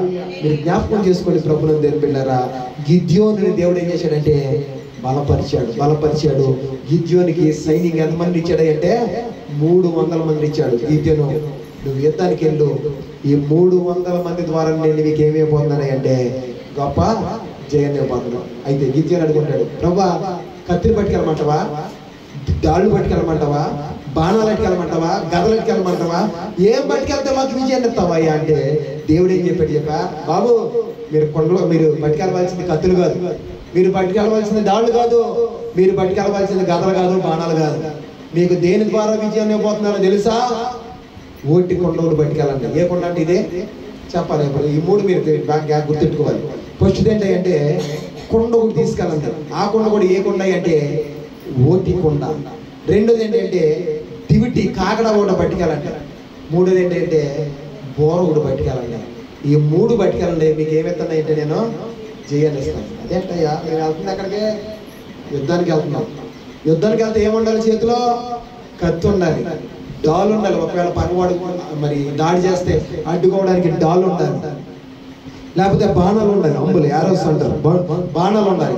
ఇప్పుడు అంటే అప్పుడు ఆ కాలంలో బాంబులు గట్రా లేవు కనుక, ఆ కాలంలో ప్రభుత్వం బిడ్డరా మరి M45 గన్నులు లేవు కనుక, AK-47 లేవు కనుక, రాకెట్ లాంచర్లు లేవు కనుక ఏం పట్టుకెళ్ళాలి అంటే అప్పుడు ఆనాటి కాలంలో ఈట్లు, డాళ్ళు, కత్తులు, బాణాలు ఇవే కనుక ప్రభుత్వం బిడ్డరా ఒకవేళ అడిగితే అడగాలి, ఏమంటే గిద్యోను, ప్రభా మమ్మల్ని కత్తులు పట్టుకెళ్ళమంటావా, డాళ్ళు పట్టుకెళ్ళమంటావా, ఏటి ద్వారా మేము యుద్ధం చేయాలి అంటే గొలియత్ ఏం పట్టుకెళ్ళాడు యుద్ధం చేయడానికి? చెప్పాలి, ఏం పట్టుకెళ్ళాడు? క్యాట్బోల్ అంటుంది మన భాషలో ఏంటి అంటే కాకులు కొట్టే క్యాట్బోల్, వాళ్ళ భాషలో ఒడిసెలు అనమాట. వాళ్ళ ఒడిసెలు అనమాట. మనకి కర్ర ఉంటుంది, దానికి కర్ర ఉంటుంది అంతే. వాళ్ళు తాళి పట్టుకుని విసిరుతారు, మనకి మధ్యలో ఏమంటుంది పంగల కర్ర ఉన్నది. దీని క్యాట్బోల్ అన్నాం, దాన్ని ఏమో అన్నారంటే ఒడిసెలు అన్నాం. 6 కోళ్ళ జానం ఉన్నటువంటి నేతగానే దూరంత ఎత్తున్నటువంటి ఆ ఈటిని పట్టుకున్నటువంటి గొలియాతుని చంపడానికి దావీదుకి దేవుడు ఇచ్చిన ఆయుధం ఏంటో తెలుసండి? చిన్న కాకులు కొట్టి ఒడిశారు. ఇక్కడ దేవుడు అన్నాడు 1,35,000 మంది మీద మీకు నేను ఏమైపోతున్నానంటే జయాన్ని ఇవ్వబోతున్నాను. చాలా జాగ్రత్తగా ఆలోచించండి. దేవుడు చేసే క్రియలు, కార్యాలన్నీ కూడా వెరైటీగా ఉంటాయి, అద్భుతంగా ఉంటాయి, మన ఊహకు అందంగా ఉంటాయి. దేవునికి స్తోత్రం చెల్లిద్దాం. అందుకే నేను ముందే చెప్పాను, మనం ఒకటి ఆలోచిస్తే దేవుడు దానికి విరుద్ధంగా ఆలోచన. నువ్వు అనుకుంటావు ఎలాగెందుకు జరగలేదు, నేను ఇది ఆలోచించాను కదా అంటాడు. నా దేవుడు అన్నాడు, మరి బాబు నీ జీవితంలో నేను కార్యం చేయడానికి నువ్వు వెనుకున్న త్రోవ ఒకటైతే నేను ఆలోచించిన త్రోవ ఒకటి. దేవునికి స్తోత్రం చెల్లిద్దాం. హల్లెలూయా. నేను అనుకుంటాను ప్రభువుని దేవుని బిడ్డలారా, గిద్యోను అనుకుంటాడు మీరు కత్తులు సానబెట్టండి, బాణాలన్నీ రెడీ చేసుకోండి, ఇదే విధంగా మీ దగ్గర ఉన్న ఈట్లకు పొదులు పెట్టుకోండి అని చెప్పి అని ఉంటాడు. కానీ నా దేవుడు అన్నాడు, మీరు బయటికెళ్లాల్సింది ఈట్లు కాదు, మీరు బయటికెళ్లాల్సింది డాళ్ళు కాదు, మీరు బయటికెళ్లాల్సింది బాణాలు కాదు. ఏం బయటికెళ్ళాలి? మీరు ఓటు కొండ నెట్టుకెళ్ళండి. రెండోది వెలుగుతున్న డిబిటీ ఒకటి పట్టుకెళ్ళండి. మూడోది ఏంటంటే కొమ్ము బోర పట్టుకోండి. కొమ్ము బోర అంటే వాళ్ళ దగ్గర ఉన్నటువంటి ఆ మేక బోరు పొట్టేళ్ళకి కొమ్ములు వస్తాయి, బాగా పెరిగి కొమ్ములు వస్తాయి. ఆ కొమ్ములు కట్ చేస్తే లోన్ టొల్ల ఉంటుంది అనమాట, దాన్ని బోరగా వాడతారు. నేను దగ్గర 2 నెలల క్రితం వాకింగ్ కూడా చెప్పాను. బోర శబ్దము పండగ, శృంగధనులో పండగని ఏ బోర వాయితే ఏంటి ఏం జరుగుతుందని చెప్పి ఒకరోజు వాకింగ్ కూడా చెప్పాను. ఆ బోర పట్టుకెళ్ళాలని మీరు అని చెప్పాను. కనుక ప్రభువుని దేవుని బిడ్డలారా, ఇప్పుడు ఇశ్రాయేలు ప్రజలు అనేటువంటి గిద్యోను నాయకత్వంలో ఉన్నటువంటి ఈ 300 మంది కత్తిని పక్కన పడేసి, డాళ్ళు పక్కన పడేసి, బాణాలు పక్కన పడేసి ఏం పట్టుకున్నారంటే ఓటుకుండా ఒకటి పట్టుకున్నారు. రెండోదిగా ప్రభువుని దేవుని బిడ్డలారా ఏం పట్టుకున్నారు అంటే వెలుగుతున్న దివిటి పట్టుకున్నారు. మూడోది ఏంటంటే బోర పట్టుకున్నారు. దేవునికి స్తోత్రం చెల్లిద్దాం. ఈ 3 పట్టుకుని యుద్ధ భూమిలోకి వచ్చి రాబోతుండగా ఇశ్రాయేలు యొక్క నడిపిస్తున్న నాయకుడైనటువంటి గిద్యోనికి 2 మిద్యానీయుల సైనికులు మాట్లాడుకున్న ఒక మాటను పడింది. ఏంటి ఆ మాట అంటే, ఆ రాత్రి కలగనాడంట ఎవడో శత్రు దేశంలో సైనికుడు. ఏంటయ్యా కల అంటే, ఒక యవల రొట్టె దొర్లుకుంటూ మన యొక్క గుడారం మీద పడింది. ఆ రొట్టె పడేపాటికి మన గుడారం అంతా కూడా తుత్తినీలుగా మార్చబడిపోయింది. మనమంతా గుడారంలో ఉన్న మనమందరం కూడా పరుగులెట్టి ప్రాణ భయంతో ఏమైపోతున్నామంటే పారిపోతున్నాం అని చెప్పి ఒక దర్శనం చెప్పాడు. వాళ్ళిద్దరు మాట్లాడుకుంటారు. ఇద్దరు మాట్లాడుకుంటుంటే ప్రభునందు దేవుని బిడ్డలారా, ఎదుటివాడు చెప్పిన దర్శనం భావం చెప్పినట్టు అది ఎవరో కాదు, ప్రభునందు దేవుని బిడ్డలారా, ఇశ్రాయేలీయులు నడిపిస్తున్న దేవుడు బలపరిచిన ఆ యొక్క గిద్యోని యొక్క ఖడ్గము. నిశ్చయముగా వాళ్ళ దేవుడు మనల్ని ఏం చేయబోతున్నాడంటే వాళ్ళకే అప్పచెప్పబోతున్నాడు. ఇది దేవుడు వాళ్ళకి ఇచ్చిన వాళ్ళ పక్షంగా ఉన్నాడని మనకు ముందుగా హెచ్చరిస్తున్నాడని చెప్పి వాళ్ళిద్దరూ మాట్లాడుకుంటుంటే ఈ మాట ఎవరైనారా అంటే గిద్యోనీని మరింతగా బలం తెచ్చుకుని తన సైన్యాన్ని యుద్ధ రంగంలోనికి మోహరింపు చేశాడు. దేవునికి స్తోత్రం చెల్లిద్దాం. ఇప్పుడు ఎంతమంది అని చెప్పాను? 300 మంది కదా. ఈ 300 మంది ఎన్ని గుంపులు అయ్యారు అంటే 3 గుంపులు అయ్యారంట. దేవునికి స్తోత్రం చెల్లిద్దాం. 100 మంది గుంపు, 100 మంది గుంపు, 100 మంది గుంపుగా 3 గుంపులు ఆ మిద్యానీయులు ఉన్నటువంటి ఆ ప్రాంతం, యుద్ధానికి వెళ్ళినటువంటి ఆ ప్రాంతం ఏదైతే ఉందో ఆ ప్రాంతానికి 3 వైపులా కూడా కాల్చుకున్నారంట. 3 వైపులా కాల్చుకున్నప్పుడు దేవుడు చెప్పిన ప్రకారంగా ఏదైతే గిద్యోనికి దేవుడు బోధించాడో దాని ప్రకారంగా ప్రభువుని దేవుని బిడ్డలారా తెచ్చిన కొండనే ఎత్తుపట్టారు. ఎత్తుపట్టి కొండ లోపల ఏం పెట్టారంటే దివిటీ పెట్టారు. 3 పక్కల నుండి 300 మంది కూడా కొండలో దివిటీ పెట్టారు. ఈ దివిటీ వెళుతున్నటువంటి దివిటీ యొక్క ప్రభువుని దేవుని బిడ్డలారా ఆ యొక్క ప్రచండమైనటువంటి ఆ మంటకి, ఆ వెలుగుకి కొండంతా కూడా కణ కణ కణ కణ కణ కాలిపోతుంది. ఈ కొండని గిద్యోను చెప్పాడు 300 కొండలు ఒకేసారి ఏం చేయమన్నాడంటే మాత్రం పట్టమన్నాడు. దేవునికి స్తోత్రం చెల్లిద్దాం. ఏం చేయమన్నాడు? 300 కొండలు ఒకేసారి ఏం చేయాలంట? బద్దలు కొట్టాలి. ఒకే దగ్గర లేదు, ఎక్కడెక్కడ ఉన్నాయంటే 3 పక్కలు కూడా ఉన్నాయి. ఈ పగ మండుతూ కాగినటువంటి కొండలై ఎప్పుడైతే గిద్యోను చెప్పాడో 3 కొండలు కూడా ఒకేసారి ఏం చేశారంటే పగల కొట్టేసేపటికి పెద్ద శబ్దం వచ్చేసింది. ఈ శబ్దానికి మిద్యానీయులు అందరూ ఏమైపోయారు తెలుసా? భయపడి రే ఏంటి ఇంత గొప్ప శబ్దం వచ్చింది, ఏం జరుగుతుంది అన్నప్పుడు వీళ్ళు కాగడాల పైకి ఎత్తి ప్రభువుని దేవుని బిడ్డలారా బిగ్గరగా అరుస్తున్నారు. ఏమరుతున్నారంటే గిద్యోనుకి జయము, గిద్యోను ఖడ్గము, యెహోవా ఖడ్గం అని చెప్పి ఆ కాగడాలు వెలిగించుకుంటూ బిగ్గరగా శబ్దాలు చేస్తూ ఈ బోరను ఆపకుండా బిగ్గరగా ఊదుతుంటే ఈ 135,000 మంది మిద్యాను సైన్యం వాళ్ళు ఎవరైతే ఉన్నారో వీళ్ళందరూ కూడా అయ్యో ఇదిగో మరి ఈ గిద్యోను శత్రు సైన్యాన్ని తెచ్చుకుని చాలా మందిని పోగేసుకుని మన మీద యుద్ధానికి వస్తున్నాడు, మనల్ని చంపేపోతున్నాడని ఆ రాత్రికాల సమయంలో ప్రభువుని దేవుని బిడ్డలారా అందరూ పరుగులు ఎట్టుకుంటూ ప్రాణాలను చేతిలో పట్టుకుని 135,000 మంది కూడా వాళ్ళ యొక్క సమస్తమును విడిచిపెట్టి పరిగెత్తి గిద్యోను భయం వల్ల ఏం చేశారంటే పారిపోయారు. ప్రభువుని దేవుని బిడ్డలారా ఆ గిద్యోనీయుల మీద దేవుడు ఇశ్రాయేలుకి గొప్ప జయాన్ని ఇచ్చాడు. దేవునికి స్తోత్రం చెల్లిద్దాం. ఏ కత్తి వాళ్ళదాడు, దేవునికి స్తోత్రం చెల్లిద్దాం. ఆ యొక్క డాలు వాళ్ళ, ఏ బాణం వాళ్ళ దేవుడు ఏదైతే చెప్పాడో చెప్పిన విధంగా కొండను చేత పట్టారు, కొండను పగలగొట్టారు, దివిటీ పైకెత్తారు. పగ మండుచున్నటువంటి దివిటీని పైకెత్తి బోరలు ఊదుచు యెహోవా ఖడ్గము, గిద్యోను ఖడ్గమని బిగ్గరగా కేకలు వేసినప్పుడు ఆ కేకలకి ప్రభువుని దేవుని బిడ్డలారా భయపడిపోయినటువంటి శత్రు సైన్యము పారిపోయారు. మిద్యానీయుల మీద దేవుడు వాళ్ళకి ఏమి ఇచ్చాడంటే గొప్ప జయాన్నిచ్చాడు. దేవునికి స్తోత్రం చెల్లిద్దాం. హల్లెలూయా, హల్లెలూయా, హల్లెలూయా. అంతవరకు కూడా ప్రభువుని దేవుని ఇశ్రాయేలు సైన్యము ఏమైపోయారంటే మిద్యానీయులకే భయపడిపోయి గుట్టల్లో దాక్కున్నారు, పొదల్లో దాక్కున్నారు, చెట్లో దాక్కున్నారు. కానీ దేవుడు గిద్యోను పక్షంగా వచ్చిన తర్వాత 300 మందిని ఎన్నుకున్న తర్వాత దేవుడు వాళ్ళకి ఒక ప్యాటర్న్ చెప్పాడు. అయ్యా మీరు విజయం సాధించాలంటే నేను చెప్పింది చేయండి అన్నారు. ఏంటి అంటే కొండను మీరు ఏం చేయాలంట? పగలగొట్టాలి. దివిటీ మీరు ఏం చేయాలంటే వెలిగించాలి. బోరలన్నీ ఒకేసారి ఏం చేయాలంటే ఓదాలి. అప్పుడు మీకు ఏమొద్దాయి అంటే జయం వస్తాయి. నీ శక్తి కొంచెమైనా, నీ బలం కొంచెమైనా, నీ ముందున్న శత్రువు మహాభయంకరుడైన నువ్వు మోహంలో కూడా వాడి జయంతనన్న ఆశ నీకు లేకపోయినా నువ్వు దేవుని మాట మీద గనక ప్రభువుని దేవుని బిడ్డలారా ఆశ పెట్టుకోగలిగితే, దేవుడు మాట అనుసరించి కనుక నువ్వు నడవగలిగితే గిద్యోను జీవితంలో చేసిన గొప్ప కార్యము, గిద్యోనికి ఇచ్చిన గొప్ప విజయము నీకు కూడా నా ప్రభు దయచేస్తాడు. దేవునికి స్తోత్రం చెల్లిద్దాం. అయితే మనం చేయవలసింది ఏంటంటే కొండను ఏం చేయాలంట? చెప్పాలి. ఈ 3 మాటలు చెప్పుకొని ప్రార్థన చేస్తాను. శ్రద్ధగా ఆలకించండి. కొండను ఏం చేయాలి? చెప్పాలి. కొండను ఏం చేయాలి? పగలగొట్టాలి. ఏ కొండ? ఈ కొండ కొండ అనగానే బైబిల్ గ్రంథంలో ఎక్కడ కొండను వచ్చినా ఒక కొండ గుర్తెట్టుకోండి, కొండ మానవ జీవితానికి సాదృశ్యంగా ఉంది. దేవునికి స్తోత్రం చెల్లిద్దాం. శత్రువుని మీద భయంకరంగా నాలుకలు చాచి భయంకరంగా నిన్ను అనగార్చాలని చూస్తున్నాడా? భయంకరంగా ప్రభునందు దేని బిడ్డలారా నీ మీద తన ప్రతాపాన్ని చూపిస్తున్నాడా నీ కుటుంబం మీద? అయితే నువ్వు చేయవలసిందంటే తెలుసా? గిద్యోనికి విజయం ఇచ్చాడు దేవుడు. ఆ విజయంలో మొట్టమొదటి పాత్ర ఏది పోషించింది అంటే కొండ. వాళ్ళ కొండలు ఏం చేశారంట? పగలగొట్టారు.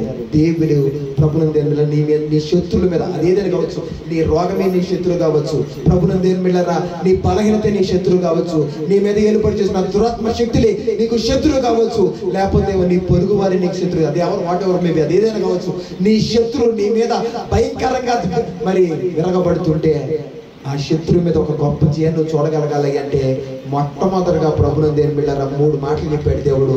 మొట్టమొదటి మాట ఏంటంటే కొండను ఏం చేయాలంట? పగలగొట్టాలి. ఏ కొండను పగలగొట్టాలి?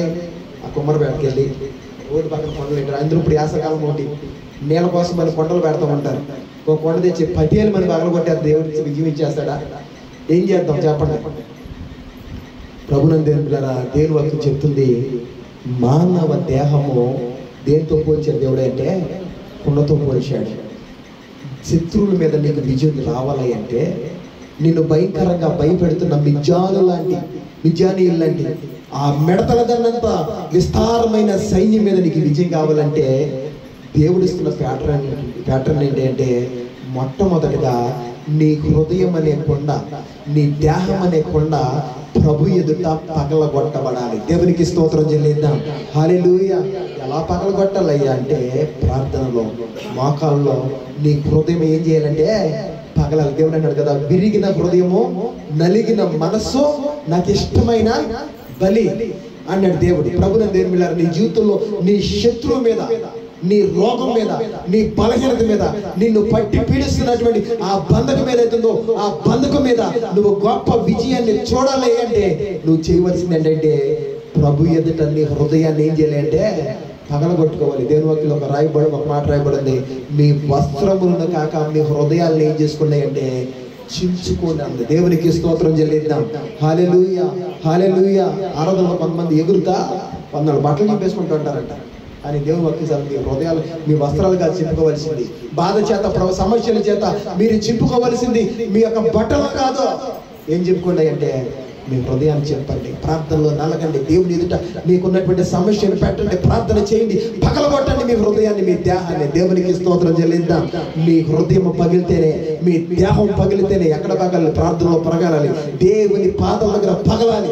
పగిలితే శత్రువు మీద నువ్వేం చూడగలుగుతావు అంటే గొప్ప జయాన్ని చూడగలుగుతావు. దేవునికి స్తోత్రం చెల్లిద్దాం. హల్లెలూయా, హల్లెలూయా. ఒకటి కొండ పగలాలంట. రెండోది ఏంటంటే డ్యూటీ ఏం చేయబడాలి?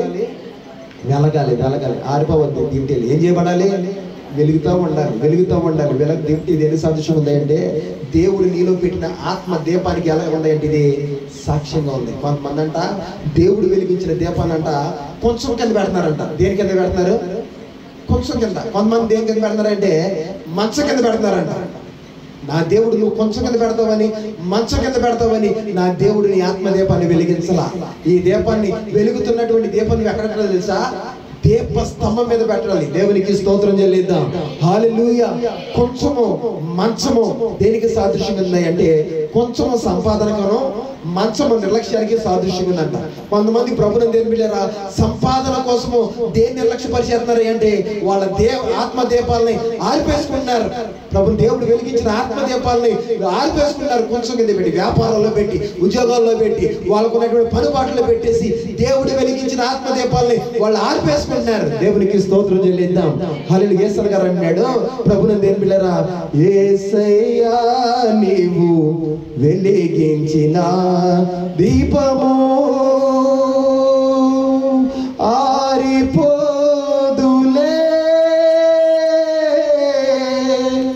నీవు వెలిగించిన దీపము, నీవు వెలిగించిన దీపము, నా దీపము యేసయ్యా నీవు వెలిగించినావు.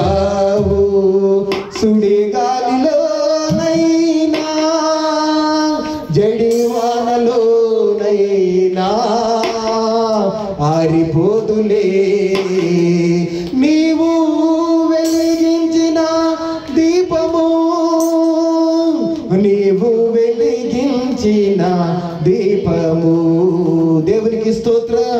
ఆయన అన్నాడు, సుడిగాలు వచ్చిన జడివాలు వచ్చిన నువ్వు వెలిగించిన దీపం ఏమైపోదంటే ఆరిపోతుంది. ఈరోజు ప్రభునందు దేవుని బిడ్డలారా, నీ ఆత్మ దీపం వెలుగుతూ ఉందా, ఆరిపోయిందా?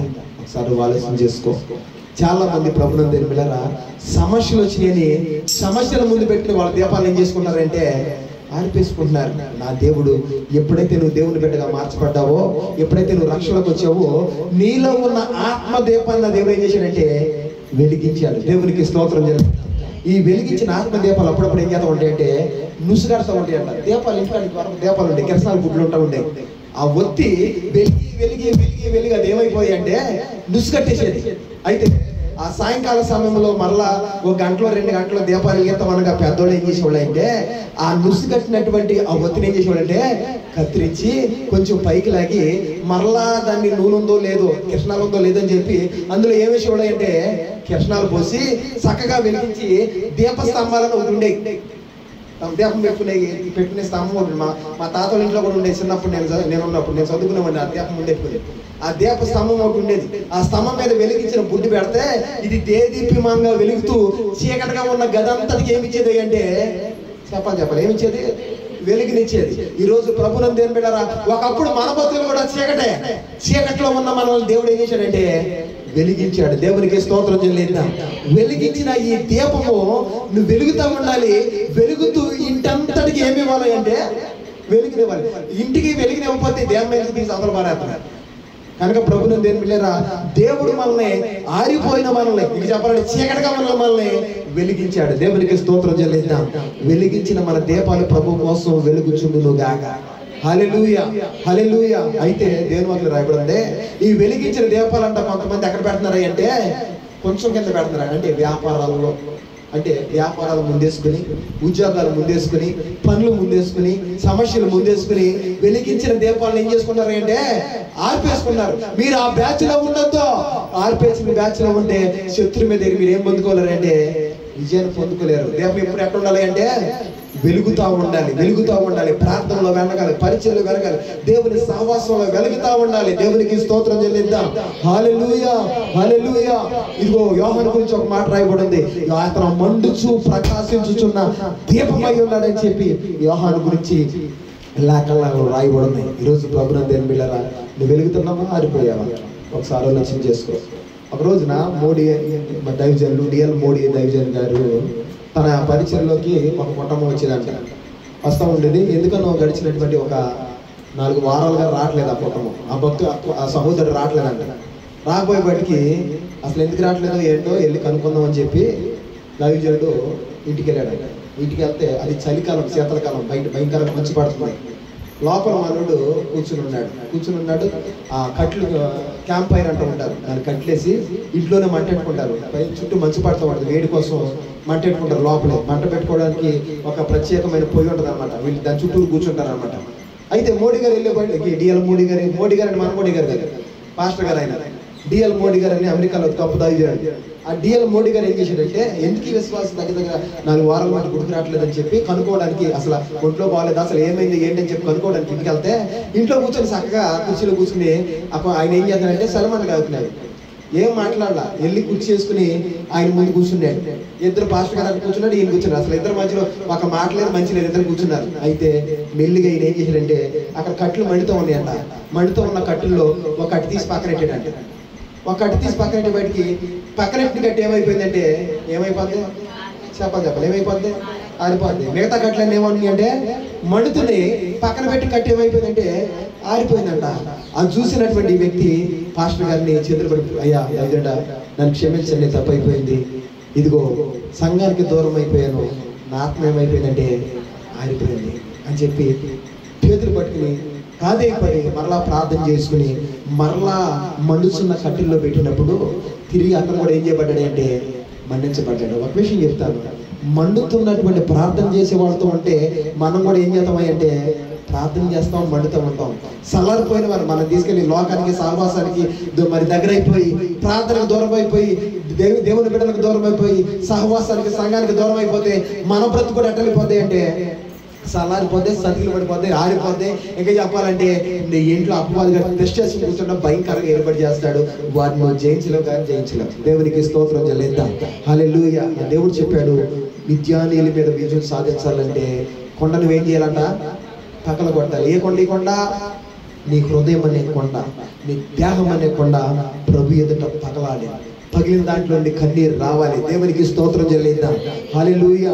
ఒకటి కొండ పగలాలి, రెండోది దివిటి వెలగాలి. ఈ దివిటి కొంతమంది చెప్పాను కదా, కొంతమంది దేనికని పెట్టేస్తున్నారు అంటే కొంచెం మీద పెడతారు. కొంచెం తెలుసా? కొంచెం మీకు తెలిసి ఉంటుంది. చిన్నపిల్లలకి వచ్చే వాళ్ళకి తెలదే, కొంచెం తెలదు. కేజీ డబ్బాలు కూడా తెలదే కదా వచ్చే వాళ్ళకి. మాన్లని కొంచాలని ఇంకా చాలా చాలా చెప్తూ ఉండేవాళ్ళు. ఇక రాబోయే కాలంలో అసలు వెంటనే కూడా అంటే తెలవాలి. తిరగలంటే ఆడు చూపించాలి, షాట్ అంటే ఆడు చూపించాలి, ఇసులుగారు అంటే ఆడు చూపించాలి. రాబోయే తరాలకి తెలవదు అవన్నీ కూడా. అంత టెక్నాలజీ పెరిగిపోతుంది కనుక అవన్నీ కనుమరుగైపోతుంది. ప్రభుత్వం దేని మీద కొంతమంది దేవుని వాక్యం చదివిస్తుంది. కొంచెం కింద ఆ దీపాలు ఏం చేసుకుంటారంటే ఆర్పేసుకుంటారు. ఆర్పేసుకుంటే నీకు విజయం రాదు. కొంతమంది అంట మంచం కింద పెట్టుకుంటారంట. కొంతమంది మంచం అంటే ఏంటంటే నిర్లక్ష్యానికి, నిద్రమతికి సాదృశ్యం ఉంది. కొంతమంది దేవుడు ఆత్మదీపాలను వెలిగిస్తే నిర్లక్ష్యంతో వాళ్ళు ఏం చేస్తారంటే ఆర్పేసుకుంటారంట. నిద్రమత్తుతో వాళ్ళు ఆర్పేసుకుంటారంట. నువ్వు నిర్లక్ష్యంగా ఆర్పేసుకుంటావని, నిద్రమత్తు ఆర్పేసుకుంటావని నా దేవుడు నిన్ను వెలిగించాల. దేవునికి స్తోత్రం చెల్లిద్దాం. హల్లెలూయా. ఇంకా ఒకవేళ నిర్లక్ష్యం ఉంటే, ఇంకా ఒకవేళ నిద్రమత్తు ఉంటే, ఇంకా కొంచెం కింద మంచం కింద నీ ఆత్మదీపాన్ని దాచేదానికి ఉంటే, మరలా చెప్తున్నాను, శత్రువు మీద నువ్వేం పొందుకోలేవా అంటే విజయాన్ని పొందుకోలేవు. నా దేవుడు 3 సూత్రాలు చెప్పాడు. అయ్యా, మీరు కత్తులు కాటాలు వేసుకెళ్లాల్సిన అవసరం లేదు, తాళ్ళు గీళ్ళు కట్టించుకోవాల్సిన అవసరం లేదు. మీరు చేయవలసింది ఏంటంటే మీ హృదయాన్ని బద్దలు కొట్టుకోండి. దేవుని పాదాలు ఎదట మీ ఆత్మదీపాలను వెతక వెలగనివ్వండి. అనేక మందికి నీ సాక్ష్యము వెలుగు వలె ప్రకాశింపనివ్వండి. 3దిగా చెప్పాడు, ఏం మొదలయ్యి అంటే బోరలు. ఏంటంట? బోరలు ఏం చేస్తూ ఉండాలంటే ఆగకుండా మీరు ఏం చేయండి అంటే ఊదుతా ఉంటున్నాడు. దేవునికి స్తోత్రం చెల్లిద్దాం. బోర్లు ఏమో చేయాలంట? ఓదాలంట. బోర్లు అందరూ ఒకేసారి ఓదాలి. ఇక్కడ ఒకసారి ఊది, అక్కడ ఒకసారి ఊది, అక్కడ ఒకసారి ఊదితే కాదు. అందరూ ఎలా ఓదాలి అంటే ఒక్కసారి ఓదాలి. అందరూ ఏకస్వరం కలిగి, అందరూ కూడా ఏకాత్మ కలిగి ఒక్కసారి బిగ్గర కలిసినప్పుడు 300 బోర్లు బిగ్గరగా ఒకేసారి అయితే ఎంత గొప్ప ఉండదు ఒకసారి ఆలోచించండి. దేవుడు ఏం చెప్పిన ఒక స్ట్రాటజీ ఉంటుంది. దేవునికి స్తోత్రం చెల్లిద్దాం. హల్లెలూయా. ఈ బోర్లు మరి 300 మంది ఒకేసారి ఊదినప్పుడు ప్రభుత్వ గొప్ప శబ్దం వచ్చింది. ఆ శబ్దానికి, ఆ కొండ పగిలిన శబ్దానికి, ఆ దివిటి పట్టుకుని వాళ్ళు వేస్తున్న కేకలకి యెహోవా ఖడ్గము, గిద్యోను ఖడ్గమని బిగ్గరగా 300 మంది 3 దిక్కుల నుండి బిగ్గరగా కేకలు వేసుకుంటూ 3 గింపులై భయంకరంగా అరుస్తూ వస్తుంటే ఆడ యుద్ధం చేయకుండానే శత్రులు ఏమైపోయారంటే ఆడిపోయారు. గొప్ప జయం ఇచ్చేసాడు. ఈ 3ది బోర దేనికి సాధించుకుందంటే స్తుతి కేకలకి సాధించుకుంది. దేవునికి స్తోత్రం చెల్లిద్దాం. ఏం చేయాలంట? స్తుతి కేకలు. దేవునికి స్తోత్రం చెల్లిద్దాం. హల్లెలూయా. బోర శబ్దము ట్రంపెట్ సౌండ్ అంటారు ఇంగ్లీష్లో. ఇది దేవుని సందులో వేసి స్తుతి కేకలకి సాధించుకుంది. మరలా చెప్తున్నాను దేవుని బిడ్డారా, స్తుతించేవారు ఎప్పుడు కూడా ఏం పొందుతారు అంటే జయమే పొందుతారు. స్తుతిలో గొప్ప శక్తులు మీలో చాలా మందికి తప్పలేదు. మళ్ళీ చెప్తున్నాను, ఇశ్రాయేలీలు ఎరుకో పట్టణాన్ని ఎట్లా కూల్చారు? చెప్పాలి. ఎట్లా కూర్చారు? చెప్పాలి. ఏం పట్టుకెళ్ళారు? పువ్వులేని పట్టుకెళ్ళారా? ఏం పట్టుకెళ్ళారు? స్తుతి. కేవలం స్తుతించడం ద్వారా కోటగోలు ఏమైపోయినాయంటే దేవుడు చెప్పాడు, మీరు స్తుతించండి. మీ నోట్లో ఎప్పుడు ఏముండాలి అంటే స్తుతించాలి. అయ్యా, ఇంట్లో కరువు ఉందయ్యా, అయినా స్తుతించు. మా ఆయన ప్రార్థన కొడుతుంటే తిడుతున్నాడు, కొడుతున్నాడయ్యా, అయినా నువ్వేం చేయండి?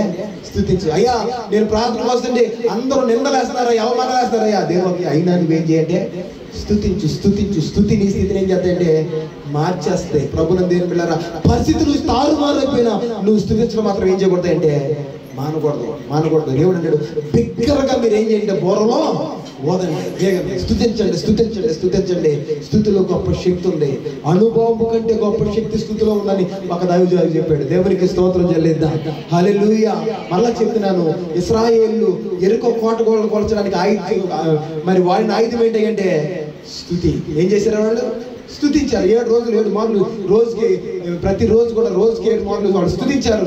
స్తుతి వలన ఆ కోటగోడ ఏమైపోయినంటే కూలిపోయాయి. ఒకరోజు దానియేలుని తీసుకెళ్లి ప్రభునందు బిళ్ళారా చెరసాలలో పెట్టారు. ఆ సింహభవనంలో పెట్టారు. సింహభవనంలో పెట్టినప్పుడు సింహాలు దానియేలు ఏం చేసినాయి అంటే నోర్లు మూసేసుకుని అంట, నోర్లు మూసేసుకున్నాయి. నోర్లు ఆ యొక్క సింహాలు దాడి చేయకుండా ఆ నోర్లు మూసింది ఏంటో తెలుసా? కేవలం దానియేలు నోరు వచ్చినటువంటి స్తుతే. స్తుతి వాటకోణం గురించింది. స్తుతి ప్రభునందు ఏం వెళ్ళారా సింహాల నోళ్ళు ఏం చేసిందంటే మూసేసింది. ఈ స్తుతే గొర్రెలు కాసుకున్న దావీదుని తీసుకుని అక్కడ కూర్చోబెట్టింది. అంటే సింహాసనం స్తుతిలో గొప్ప శక్తి ఉందండి. దేవునికి స్తోత్రం చెల్లిద్దాం. అంతేకాదు, నువ్వు స్తుతిస్తా ఉంటే నీలో ఉన్న ప్రతి చీకటి బయటికి వెళ్ళిపోతూ ఉంటుంది. అందుకని ఎందుకు సేవకులు పదే పదే పదే పదే చెప్తారు తెలుసా? స్తుతించండి స్తుతించండి అని చెప్తే నువ్వు బలహీనతో దేవుని మందులోకి వెళ్తే అడుగు పెడితే బిగ్గరగా స్తుతిస్తూ చప్పలు కొట్టుకుంటూ ఆరాధనలు దైవ సాకులతో పాటు సంఘంతో పాటు కలిసి నువ్వు వాదన చేస్తుంటే నిన్ను పట్టి పీడిస్తున్న ప్రతి బలహీనపరుచు ఆత్మ దయ్యపు క్రియలన్నీ కూడా నిన్ను విడిచి ఏమైపోతాయంటే వెళ్ళిపోతాయి. దేవుడు నిన్ను దర్శించే సమయం ఏదైతే ఉందో అది స్తుతించే సమయం. కనుక స్తుతించవలసిన సమయంలో నువ్వేం చేయాలంటే స్తుతించే. ఎవడేమనుకుంటే నీకు అనవసరం. దేవునికి స్తోత్రం చెల్లిద్దాం. ఇక్కడ తప్పు పని మనం ఏం చేయట్లా. మన దేవుణ్ణి, మనం రక్షించిన దేవుడిని, మనం బలపరిచిన దేవుడిని మన లోకంలోని పాపం నుండి మరి బయటికి తీసుకొచ్చి మేలు చేత తృప్తిపరుచు నడిపిస్తాం. మనం దేవుణ్ణి జీవోత్సవాలు తయారు చేస్తున్నామంటే ఊరేగిస్తున్నాం. మనం స్తుతిస్తున్నప్పుడు ఆయన నామం మహిమపరచడమే కాదు, నీలో ఉన్న చీకటి అంతా కూడా వెళ్ళిపోతుంది. దేవునికి స్తోత్రం చెల్లిద్దాం. నీ పరిస్థితిని నా దేవుడు మార్చేస్తా ఉంటాడు. దేవునికి స్తోత్రం చెల్లిద్దాం. నీ స్తుతి దేవుని సన్నిధికి ఇలా పైకి వెళ్తా ఉంటే దేవుని కృప నీ కుటుంబం మీద ఇలా దిగి వస్తూ ఉంటుంది. కనుక స్తుతి చేయడం మాత్రం ఎప్పుడు కూడా మనం ఏం చేయకూడదంటే నిర్లక్ష్యపరచకూడదు. ఈ మూడుకి అర్థం చెప్పేశారు ప్రభునందు దేవుని గారు. అయితే ఒక్క మాట జ్ఞాపకం చేసుకోండి, ఈ మూడు కూడా ఎలా చేయమన్నాడు అంటే ఒకేసారి చేయమన్నాడు. దేవునికి స్తోత్రం చెల్లిద్దాం. ఇప్పుడు అరే నువ్వు అమ్మోళ్ళు దీంట్లో వెలిగించు, నువ్వు ఈ మూల వెలిగించు, అక్కడ వెలిగించండి అని చెప్పి అనలా. అందరూ ఒకేసారి ఏం చేయాలంట? వెలిగించాలి. అందరూ ఒకేసారి కొండను ఏం చేయాలంట? బ్రద్దలు కొట్టాలి. బిగ్గరగా అందరూ ఒకేసారి బోర్ని ఏం చేయాలంట? ఓదాలి. ఏ చెప్పినా సరే ఇప్పుడు మూడు చెప్పాడు, మూడు కూడా ఒకేసారి చేయమని చెప్పాడు. ఇది దేనికి సాదృశ్యం ఉంది అంటే చివరి మాటలు తీసుకుని దేవుని బిడ్డలారా ఇది ఐక్యతకు సాదృశ్యం ఉంది. దేవునికి స్తోత్రం చెల్లిద్దాం. హల్లెలూయా. సంఘంలో ఏముండాలి అంటే ఐక్యత ఉండాలి. ఎవరైనా పాట పాడుతున్నారు అనుకోండి, వాళ్ళ పాటలు పాడుతున్నారు నాకెందుకులే అని ఉండకూడదు. వాళ్ళతో పాటు కలిసి నువ్వేం చేయాలి? దేవునికి స్తోత్రం చెల్లిద్దాం. హల్లెలూయా. వాళ్ళు ప్రార్థన చేసుకుంటే వాళ్ళు చేసుకుంటారు నాకెందుకు అనుకోకూడదు. వాళ్ళతో పాటు కలిసి నువ్వేం చేయాలి? ప్రార్థన చేయాలి. సంఘంలో ఐక్యత ఉండాలి, ప్రార్థనలో ఐక్యత ఉండాలి, ఆరాధనలో ఐక్యత ఉండాలి. అన్ని విషయాల్లో కూడా మనకి ఏముండాలి అంటే ఐక్యత ఉండాలి. సంఘంలోనే కాదు దేవుని బిడ్డలారా, మన ఇంట్లో కూడా ఏముండాలి అంటే ఐక్యత ఉండాలి. ఐక్యత ఎక్కడ ఉంటుందో అక్కడ ఏముంటుందో తెలుసా? ఆశీర్వాదం ఉంటుంది. అక్కడే ఆశీర్వాదం ఉంటుంది. ఐక్యత ఎక్కడ ఉండదో అక్కడే సాతాను గారి టెస్ట్ చేసి కూర్చుంటాడు. కనుక ఈ శ్రేష్టమైన సమయంలో నా మాటలు ముగిస్తున్నాను. గిద్యోనికి గొప్ప జయం వచ్చింది. దేవునికి స్తోత్రం చెల్లిద్దాం. కత్తుల ద్వారా కాదు, ఈటల ద్వారా కాదు, బాణాల ద్వారా కాదు, ప్రభువుని దేవుని బిడ్డలారా వాళ్ళని భయంకరంగా హింసిస్తూ అణగాల్సినటువంటి మిడతల దండంత విస్తారమైనటువంటి ఆ యొక్క దేవుని బిడ్డలారా ఆ సైన్యం మీద నా దేవుడు ఒక ఓటికొండతో జయాన్నిచ్చాడు, ఒక దివిటితో జయాన్నిచ్చాడు, ఒక బోర శబ్దంతో వాళ్ళకి ఏమిచ్చాడు అంటే దేవునికి స్తోత్రం చెల్లిద్దాం. ఈ మూడు ఏంటో కూడా చెప్పాను. ఒకటి మీరు చెప్పండి, కొండ అంటే ఏంటి? కొండ పగలు కొట్టడం అంటే ఏంటి? ఏం పగలు కొట్టాలి చెప్పాలి. అందరూ చెప్పండి. తెరవండి. హల్లెలూయా. మీరు చెప్పండి, ముగిచ్చేస్తాను. ఏంటి చెప్పండి? కొండ పగలు కొట్టడం అంటే ఏంటి? మన హృదయాన్ని దేవుని సొంతం ఏం చేయాలంట? పగలు కొట్టాలి. రెండోది ఏంటంటే దివిటి పైకి వెలగనివ్వాలి, ఆర్పిసుకోకూడదు. ఈ దివిటి దేవుడు వెలిగించినటువంటి ఆత్మదీపానికి మన సాక్ష్యాన్ని కట్టకుండా అంటే సాదృశ్యం ఉంది. మూడోది ప్రభువుని దేవుని బిడ్డలారా బోర శబ్దము ఈ దేనికి సాదృశ్యం ఉందంటే స్తుతులకు సాదృశ్యం ఉంది. స్తుతించు పరిస్థితులు మారిన, కష్టాలు వచ్చినా, ఇరుకులు వచ్చినా, ఇబ్బందులు వచ్చినా, నిందలు వచ్చినా, ఏమొచ్చినా సరే నీ నోట్లో ఏమకూడదు అంటే స్తుతి ఆగకూడదు. ఏ స్తుతి అయితే నువ్వు చేస్తున్నావో ఆ స్తుతే నీ పరిస్థితిని మారుతుంది. పరమున్న దేవునికి ఎదగ నీ దగ్గరికి దింపేసేది ఆ స్తుతే. దేవునికి స్తోత్రం చెల్లిద్దాం. నీలో ఉన్న చీకటి బయటికి పారగొట్టేది అదే, నేను దీవించేది అదే, శత్రువుల నోరులను మూసేది కూడా ఆ స్తుతే. కనుక ప్రభువుని దేవుని బిడ్డలారా గిద్యోనికి దేవుడు ఈ మూడు ఆయుధాలు ఇచ్చాడు. ఈ మూడు ఆయుధాల ద్వారా ఇది గిద్యోని న్యాయాధిపతికి ఎన్నుకుని 300 మంది ద్వారా 1,35,000 మంది జనం మీద గొప్ప జయాన్ని చూశాడు. ఈ రోజు నా దేవుడు మాట్లాడుతున్నాడు, నీ వెనకాల ఉన్న నీ శత్రువు నీకంటే బలమైన వాడు కావచ్చు, కానీ నా దేవుని సమయోచితమైన సహాయం నీకుంది. దేవునికి స్తోత్రం చెల్లిద్దాం. హల్లెలూయా. నువ్వు కూడా నీ శత్రువు మీద గొప్ప జయాన్ని నువ్వు పొందాలంటే ప్రభు సన్నిధిలో నీ పాదాలు వంచు, నీ మోకరించు, కన్నీరు విడువు, నీ హృదయాన్ని, నీ దేహాన్ని ప్రత్తలు చేసుకో. నీ సాక్ష్యపు జీవితాన్ని పైకెత్తు. కొంచెం కింద మనసు కింద నిర్లక్ష్యంతో దాన్ని పక్కన పెట్టేయద్దు. ఎలాగ నువ్వు అనేక మందికి వెలుగు నువ్వు. మూడోది స్తుతి కేకలు వేయి. ఈ మూడు కలిగి ఐక్యతతో, సంఘంలో ఐక్యతగా ఉండు, కుటుంబంలో ఐక్యతతో ఉండు, ఐక్యతతో ముందు కొనసాగు. నీ శత్రువు మీద ఏదైతే నీ శత్రువు ఉందో, అది నీ రోగం కావచ్చు, నీ బలహీన కావచ్చు, నీ యొక్క మనుషులే నీ శత్రులు కాదు, వాటెవరి మీద అదేదైనా కావచ్చు, నీ శత్రువు మీద నా దేవుడు వీటి ద్వారా గొప్ప జయమైపోతున్నాడు. దేవునికి స్తోత్రం చెల్లిద్దాం. హల్లెలూయా, హల్లెలూయా. ఎవడోనో ఆశ్రయించాల్సిన అవసరం నీకు లేదు. ఎవరి సహాయాన్ని అందించవలసిన అవసరం నీకు లేదు. దేవుని సందులో దేవుడే నీకు 3 ఆయుధాలు ఇచ్చాడు. ఈ 3 ఆయుధాలు పట్టుకో. 300 మంది ఏ విధంగా ఎలుగెత్తి కేకలు వేశారో దేవుని సందులో కేకలు వేయి. నా దేవుడు గొప్ప చేయాలని గిద్యోనికి ఇచ్చినట్లుగా ఈ వాక్యం వింటున్న మనం కూడా ప్రభువుని అనుగ్రహింప చేయను గాక. హల్లెలూయా.